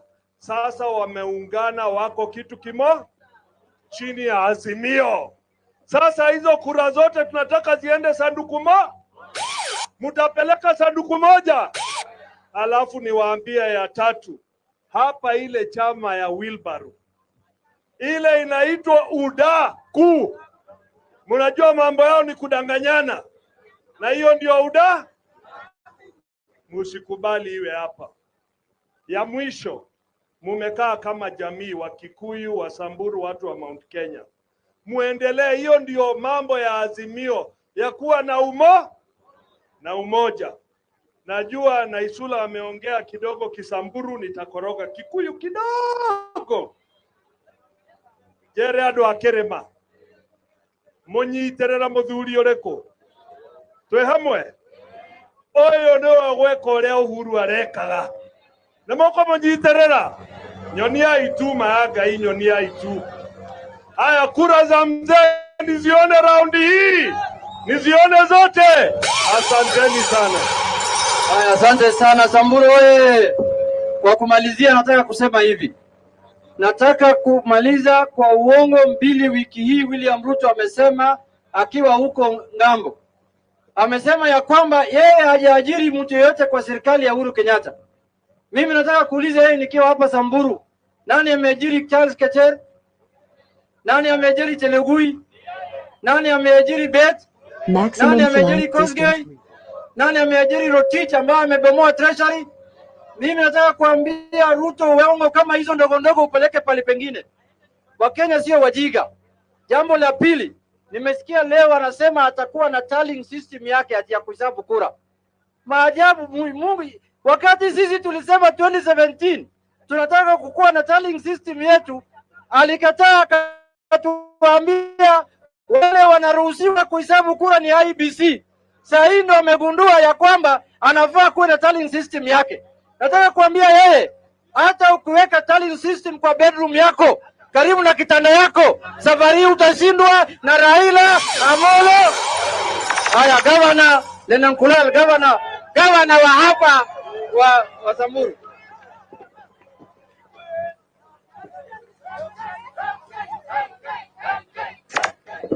Aya.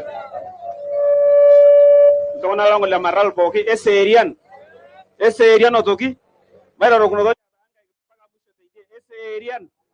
Asholeng. Nafikiri kwa muda hii, kwa sababu ya wakati, itachukua muda hii kwanza kukaribisha mama ya nguvu, women rep wetu Mama Mason. Karibu sana. Asholeng gavana. Akite na. Eserian bokin. Yabu mairo rokunoto ja bokin. Asholeng. Lero ni lero ni lero.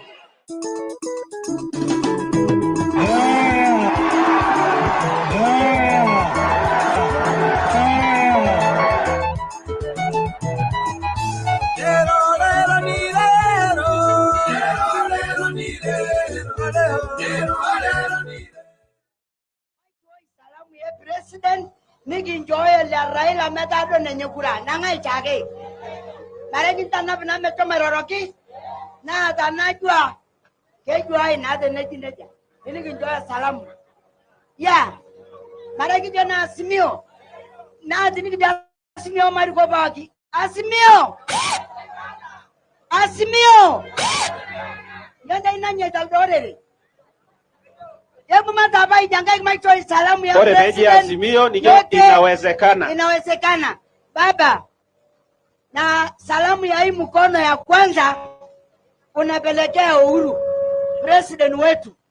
Unajua ile iko pana baba.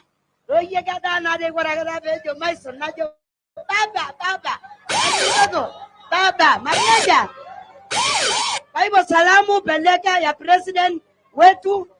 Ukiona bile tuko hapa na bile wamekupokea, hii kura yote ni yako. Hakuna mtu atapewa hata moja. Kwa hivyo nikisema baba, mnasema nini? Baba.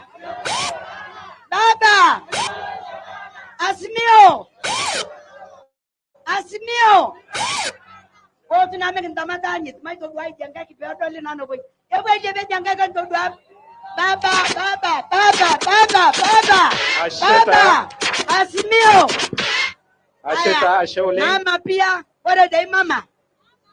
Yebo ndo dai janga na mama kwa kiti. Mama kwa kiti. Aya, asante. Asante sana. Baba. Mimi nakupatia mawili. Kwa ukweli kuna vitu tulifanywa ile sisi hatujawahi kuona maisha yetu. Tulipata title, hatujawahi kuona. Tulipata lami, hatujawahi kuona. Tulipata mastima, hatujawahi kuona. Kwa hivyo ile bahali rais yetu amewacha, wewe maliza, tunajua utamaliza yeye akiondoka. unajua nilikuambia Wamba and Maralal 40 kilometers iko kwa kitabu. Wewe kwenda angalia imaliza. Iko hii lami kutoka Maralal to Baragoi tulipewa na iko kwa makitabu kwa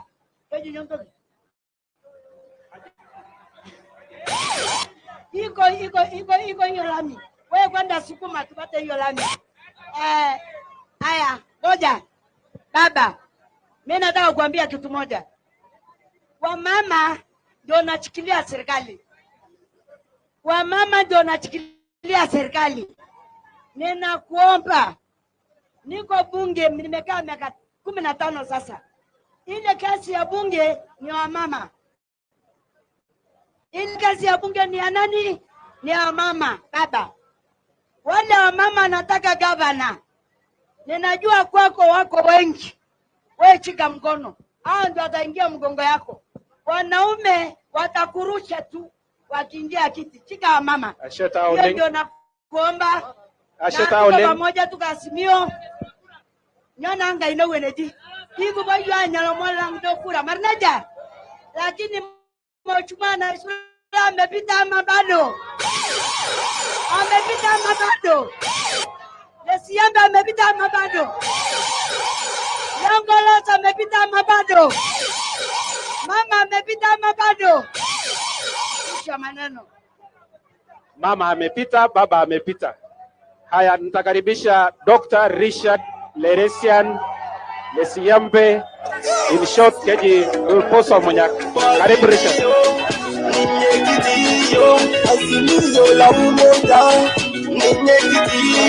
Basi Asholing. Basi hebu tumuonesha baba vile tutampatia kura baba. Basi asante sana. Mimi nataka kusema kwamba mimi mlilipeleka kwa masomo yenu kwa kunisaidia katika Samburu County, nikang'arisha Kenyatta National Hospital, ikakuwa the best in Africa. Nikaenda nikang'arisha Jaramogi Oginga Odinga Hospital, ikakuwa the best in Africa. Nitakuja kung'arisha afya katika Samburu County. Mlinipeleka nikafanya kazi KWS, nikang'arisha utalii, nitaleta utalii Samburu County mzima na vijana wetu wote watapata kazi. Mlinipeleka nikafanya kazi kwa agriculture, nitahakikisha kwamba ng'ombe yetu itabadilika ikuwe saiwal, ng'ombe yetu itabadilika ikuwe na value addition, tutengeneze factories, tuandike vijana wetu kazi. Mimi mliniambia, mimi sina ukabila, mimi napenda Wakikuyu wetu, napenda Turkana yetu, napenda Waislamu yetu, napenda Samburu wetu, napenda Kenya mzima. Kwa hivyo mimi nakuja kwa upande wa Azimio. Nataka kusema kwamba Raila Amolo Odinga alifanya, ngoja kidogo. Tunapenda Raila Amolo Odinga kwa sababu ya mambo tatu haraka. Ya kwanza, alipanga akiwa engineer, akatengeneza mpango ya barabara kutoka Isiolo mpaka Moyale, ikapitia Achas Post, ikapitia upande wa Serolipi. Akapanga barabara kutoka Lerata ikuja mpaka Maralal, mpaka Loyangalani, mpaka upande wa Marsabit. Raila Odinga alituletea devolution. Raila Odinga ametuletea umoja, ametuletea human rights, ametuletea maendeleo kina mama. Raila Odinga amesema kwamba atatuokoa kwa vita na zile shida ambazo tuko naye. Tutampatia Raila Odinga kura. Hebu mnionyeshe mara ya mwisho. Mimi Lesiambe mtanipatia kura ya gavana. Hebu mnionyeshe na mkono. Asante sana. Wacha sasa nikaribishe ndugu yangu Chairman Emeritus, ni rafiki wangu mkubwa, Gavana wa Oparanya kutoka Kakamega. Tumpigie makofi.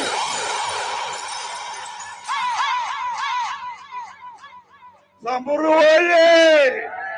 Vijana oye! Huyu ndio Oparanya, gavana wa Kakamega kule. Mnajua kule Kakamega? Kule Kakamega na Western mzima tumeshikilia Raila Amolo Odinga. Mimi nimekuja hapa nione tu vile Samburu wanasema nini. Wa Samburu mnasema nini? Mnasema nini? Kama mnasema baba, basi pia kule sisi tunasema ni nani?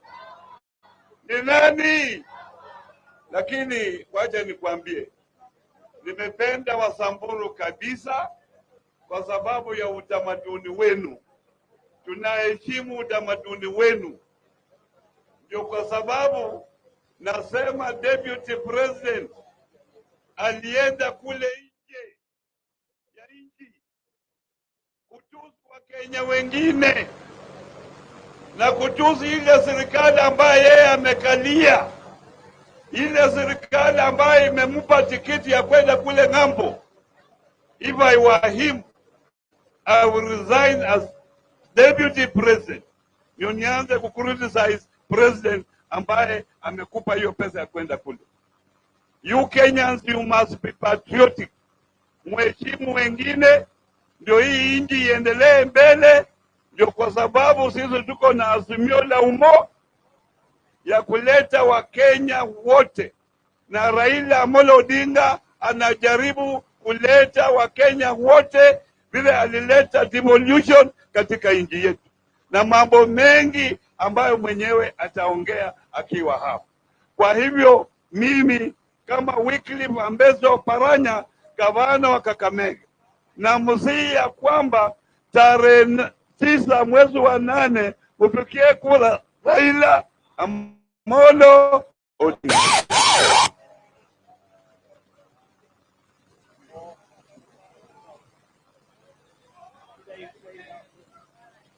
Asante sana chairman wetu. Sasa nataka kumkaribisha jirani wetu, ndio chairman pia wa campaign team ya baba, His Excellency Derito Mureithi kutoka Laikipia. Karibu. Aya, asante sana. The fifth president of the republic, wananchi wenzangu wa Maralal na Samburu, amujambo. Murega. Eserian Bogin, Chamige, Muyaseo, Muga, Akam, moja ipigia makofi nyinyi wa Kenya. Asante sana. Mimi niko na ujumbe tatu ili tumsikize baba. Jambo la kwanza, nilisikia wakati nilifika kitambo, nikasikia mtu akiuliza pale mahali tulikuwa tunatafuta chai, ati ala, kumbe Nderito na Lesiempe na Leshomo na Naisura wako Azimio. Nikisema Azimio, sema inawezekana. Azimio! Sasa nikauliza hero, si hii watu ndio walikuwa peace caravan? Si ndio walikuwa wanasema jamii zote ziishi pamoja? Si kwa hivyo sio wako Azimio la umoja ambayo inajaribu kuweka Wakenya wote nini pamoja? Ya pili, mnajua mimi ni jirani yenu, na mimi pia ni chairman wa campaign board. Kwa hivyo mimi nimekuja hapa kwa unyenyekevu sana kuuliza ndugu wangu wa Samburu, wa Kikuyu, wa Meru ambaye tunaishi Maralal, hebu mnionyeshe kura ya baba. Nione kura ya baba. Asante. Basi mambo mingi tunaweza sema kwa sababu gani sisi tunapenda baba. Wacha nikwambie mbili. Ngapi? Mbili. Unaona huyu gavana wenyu na mimi, sisi tuko magavana kwa sababu ya devolution, na hiyo devolution imewezekana kwa sababu ya nani? Basi sema asanti baba, asanti. Na kuuliza wewe, sema baba, asanti. Ya pili, katika kutetea haki zetu wote wa Kenya bila ya kujali kabila, ya kujali eneo tunayokaa, hiyo harakati ni nani? Ni baba. Kwa hivyo sisi wa Kenya wote safari hii tumeungana mkono kutoka Samburu, ukiangalia Laikipia, juzi tulikuwa Nakuru, ukienda Bungoma, ukienda mahali kokote Kenya, zote tunasema rais wa 5 wa jamhuri ni Raila Amolo Odinga. Rais wa 5 wa jamhuri ni Amolo Odinga. Ashioleng. Ashioleng jirani wetu wa karibu. Na sasa ili nikaribishe baba, nataka kusema maneno 2-3 tu. Ya kwanza baba, tunasema karibu Samburu. Tunajua ulikuwa Wamba, ulipanga kwenda Baragoi, lakini kwa sababu ya wakati na maneno mingi ambayo unataka kuambia watu yako haingewezekana, lakini tumetuma mheshimiwa Lontoimaga Baragoi, ametuwakilisha, na this time round unajua baba alikuwa anapata kura tu hata bila kuwa na viongozi waliochaguliwa. Last election ya 2017 tulifanya kazi ngumu sana kujaribu kunyang'anya baba kura kwa sababu ya Uhuru Kenyatta. Leo tuko timu moja. Nafikiri this time round utaona mambo ya kura venye itakuja. Jambo la pili, tumesema tunashukuru sana serikali ya Uhuru Kenyatta. Mara ya kwanza kwa hiyo miaka yote Maralal haikuwa na lami. Sasa hii lami imefika roundabout hapa BP. Na tunajua wewe ni engineer. Najua ukipata kura hii lami utatumalizia kutuwekea layer moja. Hii lami itoke ipite Baragoi iende Loyangalani.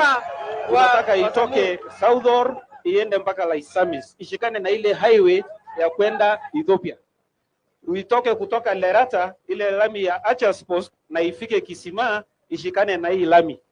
Tumepata titles kwa niaba ya serikali ya Uhuru. Tumepata maji ya Mo ambayo inaendelea kumalizwa kwa sababu ya maji ya Maralal. Na tunahakika pia ukipata kura ya mwisho ile tunaomba ni kazi kwa vijana.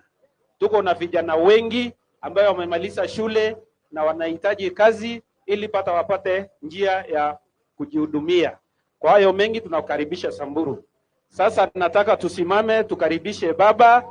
Korengai mairoroke baba, korengai.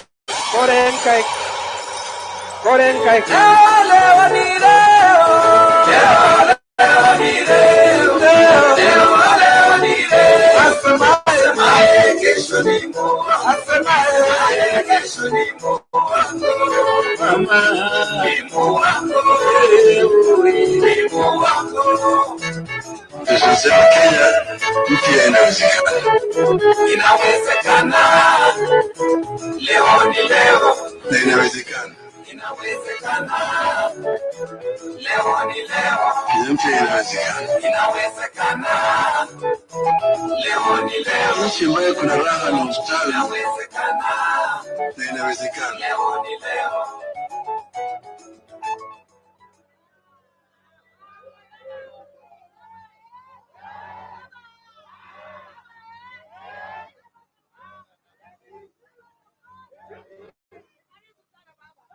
Haya. Vijana we. Samburu we. Mama hai. Asanteni. Asanteni sana kwa makaribisho yenu. Baba amerudi. Amerudi Maralal. Mna furaha? Mna furaha? Tuna furaha mingi zaidi. Kwanza tulitangulia kule upande ya Wamba. Alafu nikasema tutakuja hapa. Hatukufika kule Baragoi lakini tunaenda baadaye. Sasa mimi mpaka nianze kutoa shukrani kwenu. Nyinyi watu wa Samburu hapa. So 2013 na 2017 mlipiga mimi kura kwa fujo sana. Kila mara kwa mara kura yenu inanyesha kama mvua. Ikifika kule mbele inafanyiwa ukarabati. Lakini hiyo ni yaliyopita. Mjinga amerevuka. Mrevu yuko wapi? Mrevu yuko wapi? Amashakani, sio? Na mrevu ameanza kulia sasa. Anasema yeye atakwenda kufanya tallying yake peke yake huko. Shauri yake. Shetani. Sisi tunataka kwenda mbele. Sasa leo niko na maneno matano nataka kusema. Lakini kwanza nianze na mambo ya kina mama. Maana siku ya leo ni siku ya kina mama ulimwengu mzima. Wamama ni watu muhimu sana kwa maisha ya taifa yote. Wamama, hakuna mtu ambaye hana mama. Hakuna mtu hapa miongoni mwenu hapa amezaliwa na mwanaume peke yake. Iko. Hakuna. Kwa hiyo biashara ya uzazi kati wanaume ni sekunde tu. Sio. Mambo kwisha. Kazi inabakia mama. Mama ndiye anahangaika. Miezi 9 amekubeba wewe ndani ya tumbo yake. Anasikia baya, hataki chakula zingine, anatapika, kisha anamuuma. Saa ile ya kuzaa wewe uchungu mingi zaidi. Mtoto anatoka mpaka nyonyeshwe, aanze kudema, anafundisha wewe kuongea, ni ukweli binadamu, sio ni kazi muhimu sana. Unakuta mwanamume mwingine anasema huyu ni mwanamke tu. Bali bastard. Sio. Mtu ambaye hawezi kuheshimu mama, mtu ambaye ni mjinga. Sio. Mpaka tuheshimu mama wetu. Wengine kwa sababu ya ubaguzi ya kihistoria, wamama wamebaki nyuma. Zamani elimu ilipoanza hapa, wanawake walikuwa wapeleke shule. Nangoja tu sasa ile ambayo anaona matiti imetoka namna hii apelekwe kwa bwana. Sasa wengine wanaozwa kama bado wako watoto. Wengine miaka 12, 13 anapata kwa bwana. Na hiyo bado ni mtoto, sio? Kwa hivyo mama mapigania haki yao mpaka wamefika pale wako. Sasa wengine wamesoma, wengine hata wako madaktari, wengine maprofesa, wengine wamekuwa wabunge, wengine wamekuwa hata mawaziri katika serikali. Ni kwa serikali yetu tutaona kwamba wamama wataingia huko ndani kwa wingi. Nataka wamama wetu wasimame bega na sisi. Nchi ambayo yanaweka wakina mama nyuma hawezi kuendelea mbele. Tunataka wamama pate fursa ya kufanya kazi. Sawa? Mnaniunga mkono? Naunga mkono? Nione wale ambao naunga mkono hapa. Heshima hapa Maralal, ambayo wanawake wa Kenya walikuja kusherehekea siku ya mama katika ulimwengu yote. Tumempitisha kwamba sisi tutaunga mkono wa mama wa Kenya waendelee mbele. Neno yangu ya pili ni sasa inahusu nyinyi hapa. Mambo ya maendeleo. Tumeongea mara mingi zaidi na nyinyi. Vile tunataka kupeleka mambo yetu. Hapa Samburu sasa kuna baa la njaa kwa sababu ya ukame. Sivyo? Siko shida mingi sana kwa upande ya maji. Sisi tumesema tutasaidia watu wetu. Wakati mambo ya ukame tunataka ikwishe. Shida ya maji. Tunasema kama mvua inanyesha, tunajenga mabwawa, tunavuna maji ya mvua. Ili ukame ikija, maji yako ya kutosha kwa matumizi ya wananchi. Hapa tayari kuna damu ambayo imejengwa pale. Inaitwa Yamo Dam, sio? Si Yamo Dam. Fereji imebaki tu kutoa iwekwe pale ili maji yaingie mpaka hapa, sio? Nitahakikisha kwamba hiyo fereji imewekwa na maji yamefika mpaka hapa. Hapa. Sawa? Kwa upande mwingine na hiyo tunafanya kila mahali. Nimepata habari ni kule Wamba kuna baa la njaa hapa kwa sababu ya ukame, sio? Chakula nitakana hapa kwa njia ya dharura, sio? Nikirudi Nairobi nitapiga simu kwa Uhuru ili chakula iletwe hapa mara moja. Chakula ikuja hapa kwa njia ya dharura, sawa? Sasa tumesema lakini hiyo ni dharura. Lakini mbeleni huko tunataka tufike mahali ambayo tunakuwa na hiyo shida. Tunaelewa vizuri? Tunaona vizuri, tumetangaza vita dhidi ya adui wetu makubwa matatu: ugonjwa, ujinga na umaskini. Sawa, hawa ni maadui wetu makubwa matatu. Tutamenyana na hawa maadui sawa sawa. Kwa upande muundo msingi, unaona hii barabara kutoka Rumuruti Maralal, mimi ndio nilipanga. Sio nimepanga. Nilikuja hapa nikawa waziri wa barabara. Kafika hapa Maralal, kutoka hapa nikaenda Baragoi, kutoka Baragoi nikaenda Loyangalani huko. Hii barabara tulichora itoke Rumuruti ifike hapa, ingie Baragoi, iende mpaka kule Loyangalani. Itaenda mpaka huko. Na ingine kutoka hapa kungipikia yule Wamba, ingie kule Kisima, ishikane na ile ingine tutajenga vile vile. Sawa sawa. Ile la Samis inaingia kule vile kule Loyangalani. Tumeelewana vizuri? Hiyo nitafanya. Kwa upande ya elimu, upande ya ujinga, tumesema kila mtoto katika taifa letu, hata kama wazazi hawana pesa, watapata fursa sawa kwa elimu kuanzia nursery, primary, secondary, tertiary mpaka chuo kikuu. Tumeelewana vizuri?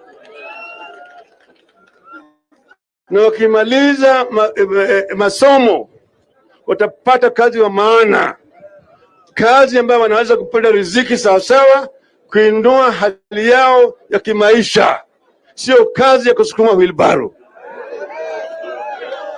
Ati kazi ni kazi. Mnataka kusukuma wheelbarrow nyinyi? Mmekataa wheelbarrow? Ngapi wataki wheelbarrow? Nione kwa mkono ngapi? Huyu jamaa hana, hii si mngwana. Maana yake anasahau watu mwaka 2013 aliahidi watoto wetu laptop. Alisema kila mtoto ndani ya nursery, ndani ya mwezi 6 atapata laptop ili au digitali. Sio? Tasema namna hiyo. Sasa wale watu ambao walipatia laptop mwaka 2013 wanamaliza sasa darasa ya 12. Sio? Wakimaliza unawapatia hasa wheelbarrow. Na mtu ni digital. Je, hiyo ni ungwana hiyo? Je, ni ungwana? Sasa tunaita Mr. Promises. Bwana ahadi. Bwana ahadi. Anatoa ahadi ambaye hazina maana. Alisema ati vijana utapata kazi milioni moja kila mwaka. Hiyo uliona hiyo? Sasa anaahidi sasa kazi milioni 4. Alisema kwamba kila county kutakuwa na stadium ya kisasa. Iko hapa Samburu. Mbona hiyo sabini? Hiyo ahadi yake ni kama kunyamba kwa punda.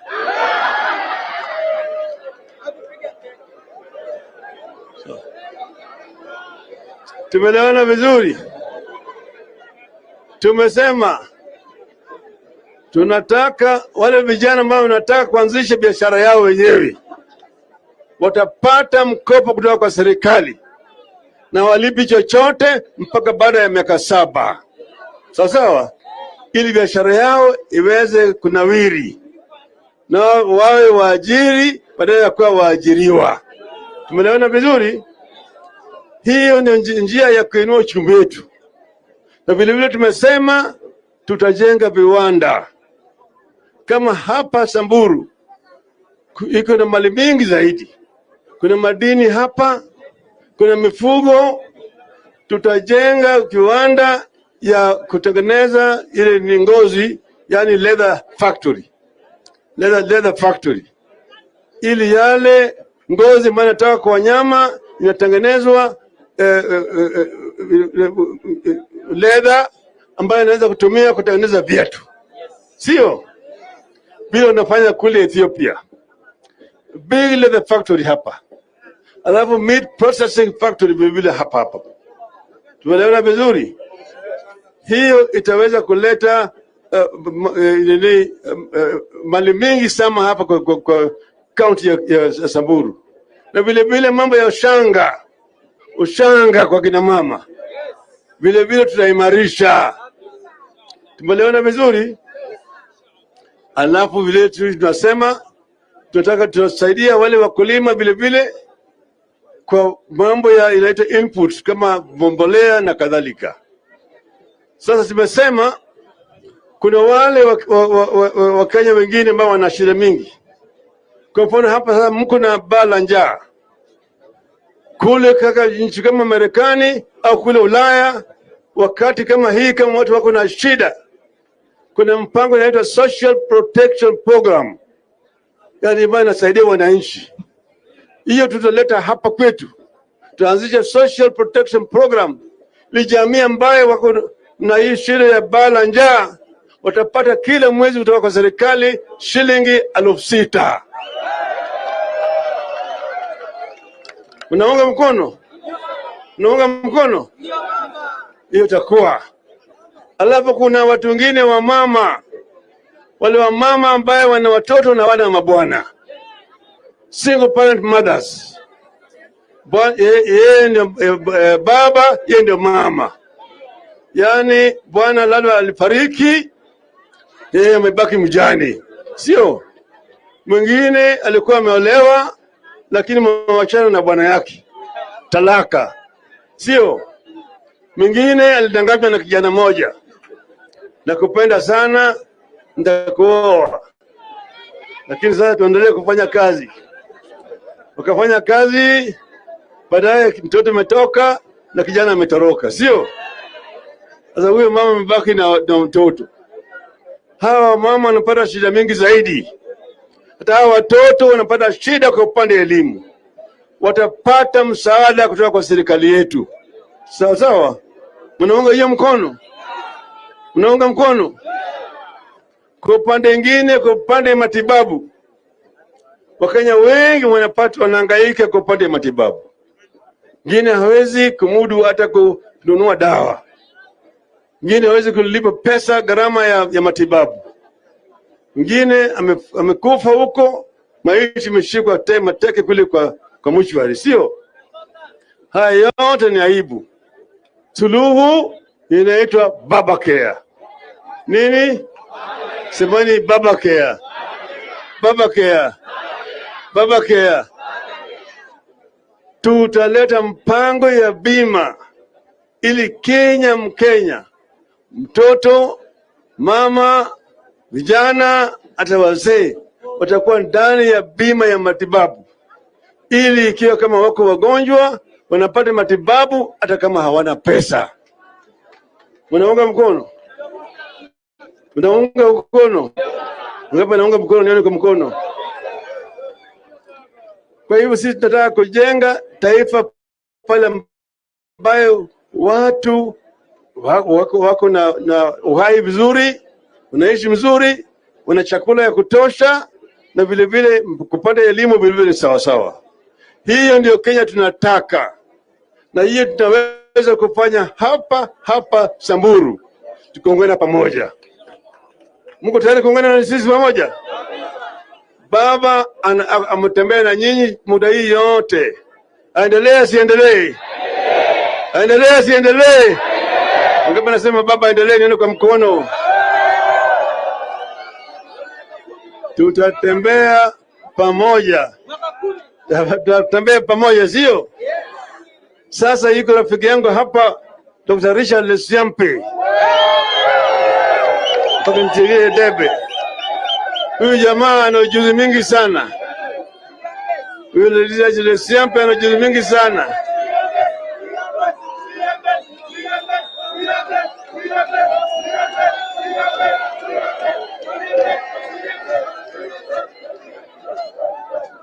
Unajua tuko pamoja Jubilee na ODM. Tuko Azimio. Sawa sawa? Tuko nini? Jubilee na ODM. Tuko Azimio, sio? Kwa hivyo ukiona mimi niko hapa, Uhuru yuko hapa. Uhuru ametuma salamu zake. Mnapokea? Mnapokea? Pale Uhuru anawacha, serikali ya baba inachukua hapo. Yale miradi ambayo imefika, kwa mfano barabara imefika hapa, baba anachukua hapa, atapeleka kule mpaka Kisima, ingine hapa mpaka kule Loruk huko chini itaingia, hali ingine itaenda Baragoi mpaka kule Lengalani. Sawa sawa, alafu kiwanja ya ndege tutajenga vizuri hapa, mtakuwa sawa sawa. Baba anakuja kulala na nyinyi hapa, mtanipate mimi pale, mimi nitajenga nyumba hapa, alafu mpate mimi msichana.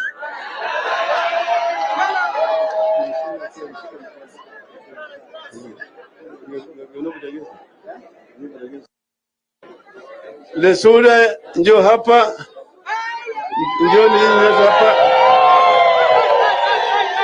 hata Leshomo njoo hapa, nyote wamefanya kazi nzuri.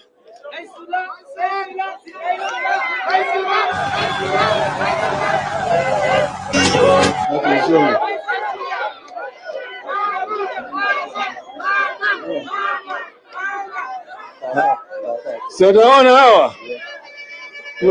Unaunga mkono hawa?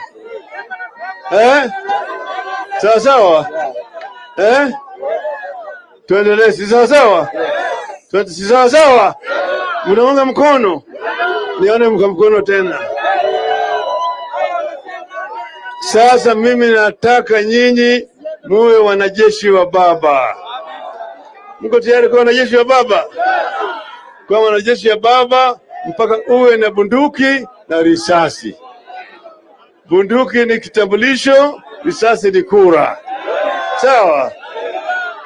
Ili tarehe 9 mwezi wa 8 saa alfajiri, baba kama jeshi mkuu atatoa amri kwa jeshi lake, atapiga parapanda na kusema jeshi come together, jeshi forward march, jeshi about turn, jeshi fire, vijana fire, vijana fire, vijana fire, vijana fire, vijana fire, vijana fire, vijana fire, vijana fire, vijana fire.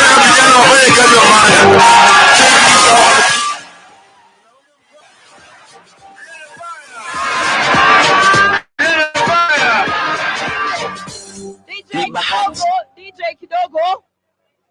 Ama ente jo ama. Ama tungana shuojo itokea tarara baba. Ama tunu doldol tonko nyek. Kia tarara. Anaweza mawezi.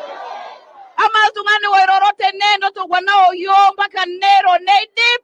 Encha kisapare naroke tama. Baba anaweza mawezi. Sisi hatutaki hizo uongo zao. Baba ndio anaenda wapi? State House. Kwa hivyo asanteni. Kabla tu dance reggae, nataka kuwaeleza hivi, enti ning'oo kitafadhali. Mutaturuhusu tupeleke baba na wageni wao. Yolo na antai matiliki intai na hapi piki atankanyet, si ndio? Iki ncholo mono watoke pole pole, alafu niwe nini ntai, yolo lpayani nukupaji no shingo jang tende. Tining'oo? Yolo ntomonok nungwa ntomonok tende. Sawa sawa? Yolo tungana wala kwa neder nkari nenche. Vijana na wazee nukupo no shingoji nukupo. Across uko sawa? DJ reggae. Reggae.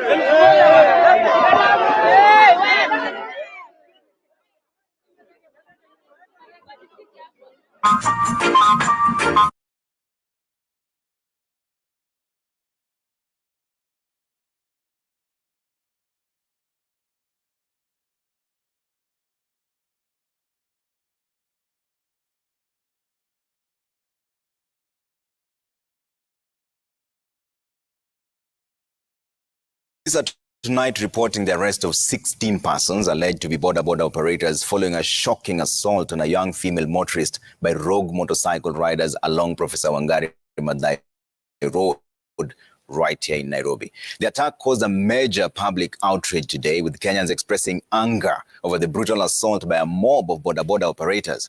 The attack, filmed by mobile phone, showed adult males physically assaulting the motorist as she screamed for help. Interior Cabinet Secretary Dr. Fred Matiang'i, the police, as well as the Boda Safety Association of Kenya have all expressed disgust over the incident. It is an incident that has led to a nationwide outrage. Kenyans are livid, seething with anger, and using social media to condemn the harassment of a motorist on one of Nairobi's roads. It all happened along Professor Wangari Maathai Road, formerly Forest Road. A motorist is said to have hit a boda operator, sending him flying and breaking one leg. But fault has completely left an entire country dumbfounded. Fearing for her life, the young woman driving this grey vehicle attempted to speed away as boda operators, together with other goons, bayed for her blood. They soon caught up with her and forcefully opened the driver's door and proceeded to physically assault the woman. Her screams fell on deaf ears as grown men went on to violate her in every manner. Completely ignoring the fact that this could even be their own sister, mother, or even a daughter, these men unleashed terror. And because she had buckled up, there was little she could do to get away. She was only rescued by a police officer, captured briefly on this phone video before the recording stopped. The video was posted on social media platforms, with Kenyans greeting it with anger and disbelief and demanding that the police act swiftly to arrest all those who were involved.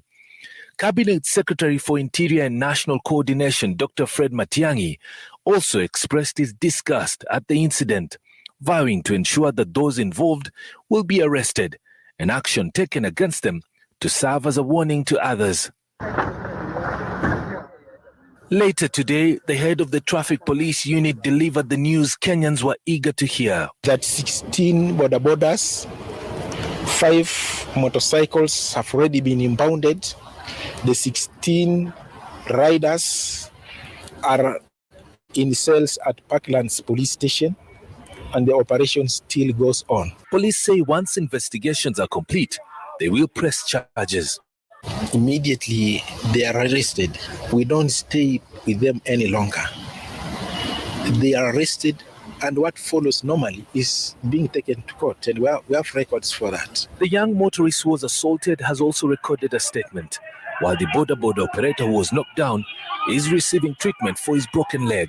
The chairman of the Boda Safety Association of Kenya has also condemned the incident, saying boda operators are simply criminals. Kesi ifuate ile sheria vile inasema, lakini hawa tutawaita tu ni criminals. This is a criminal gang ambao walikuwa pale wakimolest ule mwanadada, na tunataka kuomba serikali, kwa maana tumefanya kazi kwa karibu sana na Inspector General wa Polisi leo na Waziri Mkuu Dr. Fred Matiang'i kuhakikisha kwamba wale watu wote ambao wamehusika katika kile kitendo wanashikwa. Mubadi says for too long now the relationship between motorists and boda operators has become unbearable, especially when accidents occur. Sentiments that have been echoed by the police. Sai afai kuchukua sheria mikononi mwake, aache sheria. Sisi kama organization tutashughulikia kuhakikisha kama amekosewa mahali popote, kama amegongwa, kama ajali imetokea, tutahandle hayo maneno mpaka apate haki yake. It's a culture with bodas and a behavior that has been exhibited many a time. And I would want to say that there are organizations that have been formed up by very well intelligent persons, and these groups are assisting us in a way, bringing together these bodas so that we are able to talk to them to change their behaviors in so doing.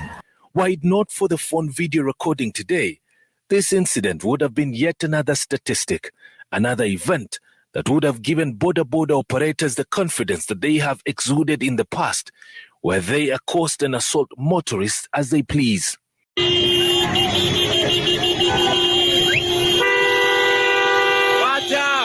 Kenyans reacting on social media now want police to be more vigilant, as more motorists are likely to be attacked by rogue boda operators.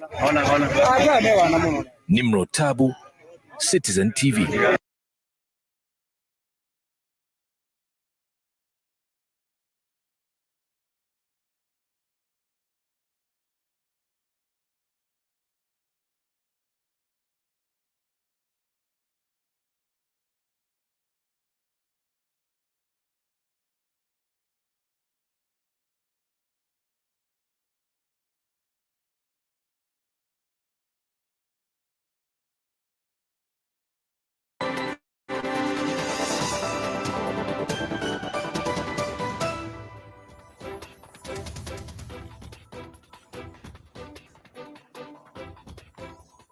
All right, thank you for staying with Citizen TV. You're just in time for this discussion that we're about to begin. We're calling it State of the Nation because we talk about several issues facing the nation today, from politics to policy issues as well. Let me introduce my guest to you real quick, beginning from my immediate left, Honorable Dr. Otiende Amolo, Member of Parliament for Ariada. Thank you so much for making time. Thank you. His Excellency Dr. Alfred Mutua, Governor for Machakos. Thank you so much for making time. Thank you. I'm very glad to be here. And on my right, Honorable Kimani Wamatangi, Senator Kiambu. Thank you so much for making time. He's with us here.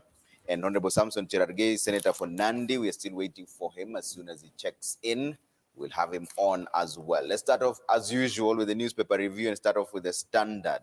From the top side there, Sonko wars from the frying pan into the fire. No end in sight for troubled ex-governor Mike Sonko, as police seek 30 days to detain him on terror claims. Wamatangi, I'll start with you. Does this surprise you in any way, without getting into the merits of the case? I mean, we saw a point where he was a darling to the state. Yep. Now, all of a sudden, there are many wars after him. Can I start by protesting? Yes. What are you protesting about now? that you call everybody else doctor and you don't call me doctor. This honorable doctor, Kimani Wamatangi. Yes, I am All one. Right. Okay. Yes. Much obliged. Anyway, Trevor, let me say Yes. good morning to our viewers. And Yes. thank you for having us here this morning. And to comment on that Sonko story, because it's I think it's tied together with a lot of the other events that have been ongoing in the country, where we've had quite a rough ride with a lot of drama, insightful comments and people saying things that are not going to help this country, and we've been down that road before. So starting from that part, we must acknowledge that it is extremely important at this time that we do not allow ourselves to slide down the route that we have been by either allowing people, no matter who they are or who they've been, to make utterances that will lead or can lead this country to chaos. But having said that, I think it's also important that I follow it with a rider that I think then, no matter what charges somebody is facing, it is important that if they've been charged in a court of law, that then they should prosecute their case in that court of law, and they are accorded all the rights that are due to them according to our constitution. Yes. Such that if Sonko is found to have charges that he's supposed to answer to, and probably having, because I must consider, Trevor, that, for example, some of the comments he made earlier, mentioning people's names, citing certain cases where it is injurious to either somebody's character, those are serious issues to the other party.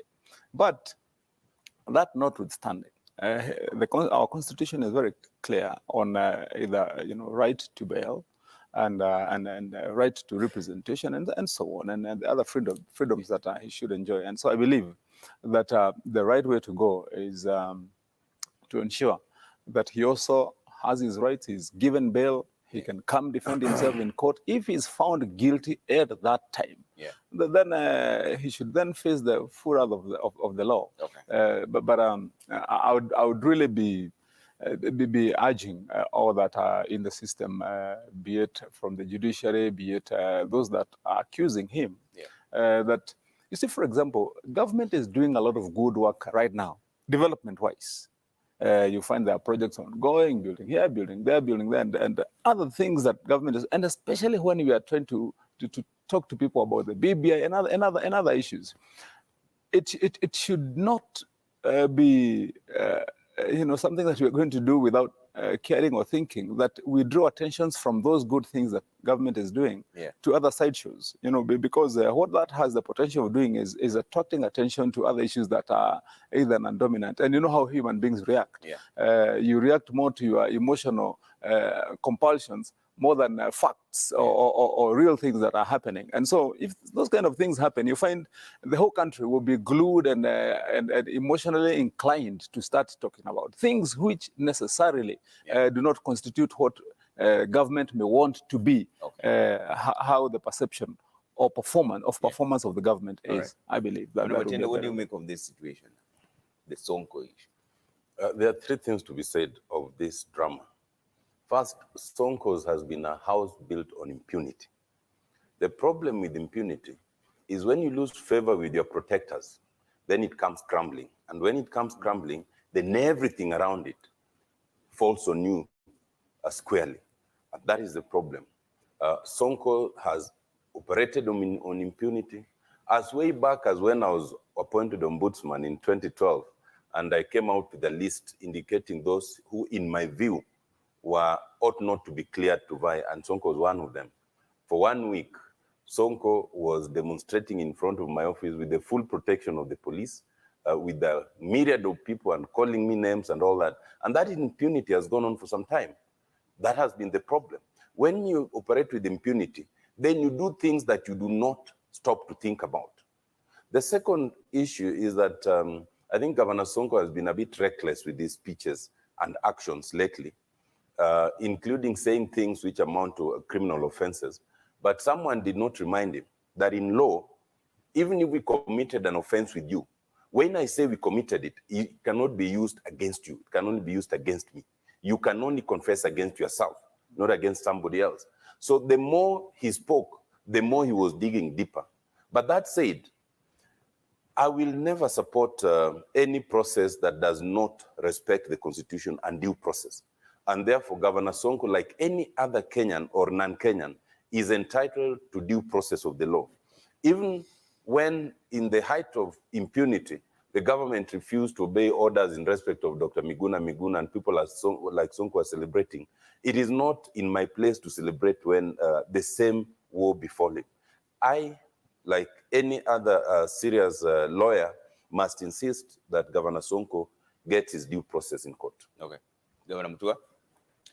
Napoleon Bonaparte, or Bonaparte, depending on where you're coming from, once said that you stop a revolution at the beginning, not at the end.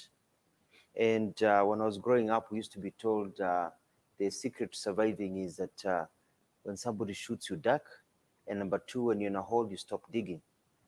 When I look at my brother Sonko, who resides, you know, is one of my people in Machakos, I'm seeing something that has been left to perpetuate over a period of time. And I think he was misled to think that he can get away with anything, because he's been behaving the same way, he's been doing the same things, he's been talking the same way for a period of time, and he's been rewarded not only by the state, but he's also been rewarded by the voters, who don't seem to care. As long as it's Sonko, he can get away with anything. So what is happening is that, you know, to quote Malcolm X, you know, the chickens are coming home to roost. And somebody here in the papers was talking about reminding us of Michuki, who said, if you rattle a snake, you have to be ready to be beaten. So I look at Sonko and I'm thinking about, he's just the face of Kenya. Yeah. He's the face of what and who we are. We have let him continue digging the hole for himself.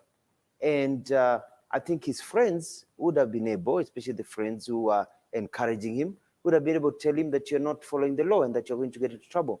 But just to go with what my colleagues here have said, it is important that to remember that he's innocent until proven guilty, and that he should not be mistreated. He should be treated properly. He should be given his rights. If it's bail, if it's whatever, he should be treated with the dignity, you know, the right to be defended by the lawyers of his choice. That is his right. And as long as he's innocent, he's going to still, as long as he's not yet been convicted, he's still innocent until that time. How do we bust this impunity bubble that some politicians seem to have created around themselves? Because we're seeing a situation where they get away with it for so long that by the time now they're being held to account, it's the electorate who feel that this is our person being victimized because they don't support so-and-so or so-and-so. How do we bust that impunity bubble within the political class? I mean, it's the same problem we've had with corruption for a long time. You know, people are just let to continue. I was laughing yesterday when I saw the NCIC, you know very well what I'm talking about, started now to rear its head and say we're going to have a list of shame and all this. What do you mean a list of shame? Some of these things are so direct. I mean, we've had people like Senator Mudama in the past issue very derogatory and very tough words against other communities. We've had other leaders. But what has happened? I mean, it's just been up in the ham, let's talk it back and forth. But when somebody does something that can burn this country, when you go back to 2007, 2008, when we nearly killed, you know, and ruined Kenya, those people need action taken against them immediately. You know, we usually say in my language, I think my good senator from Kiambu, I think it's the same in Kikuyu, that when a dog misbehaves, you smack it from where it is misbehaved. You know what I mean? You don't wait and smack it 6 months later. You know, and it's the same thing we used to be told when we were disciplining children. You know, unamkumbusha hapo mahali amefanya makosa. So that's our main problem. Our agencies have basically failed us completely. And they cannot say that it is a due process, it is the law, it is all these things. It's lack of commitment. They have waited for too long. Yeah. And Otiende, you know, NCIC Chair Samuel Kobia, in that when he was naming the list of shame, first of all, is that even enough? Just putting them on the list of shame. We've seen Joanna Ngeno, Imuru Adikir. We've also seen Silvana Sosoro being mentioned. And we've also seen Simbarati on that list. And even Mike Sonko himself. Is that enough? Well, first, it's not enough, and I'll explain. But let me go back to your original question. How do we stop this cycle of impunity? The first thing is to remind everyone that unlike other torts or wrongs, there is no limitation period for criminal offenses. They can wait 10 years, they can wait 20, 50, but when it comes calling, you cannot say it has taken too long.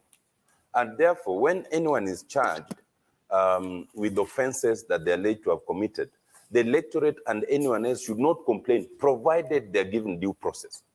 And once we see a number of people charged in that manner, then even other politicians and other people who are operating with impunity will be reminded that my day will come and they will desist. Having said that, Trevor, you will remember that I was actually a commissioner with NCIC.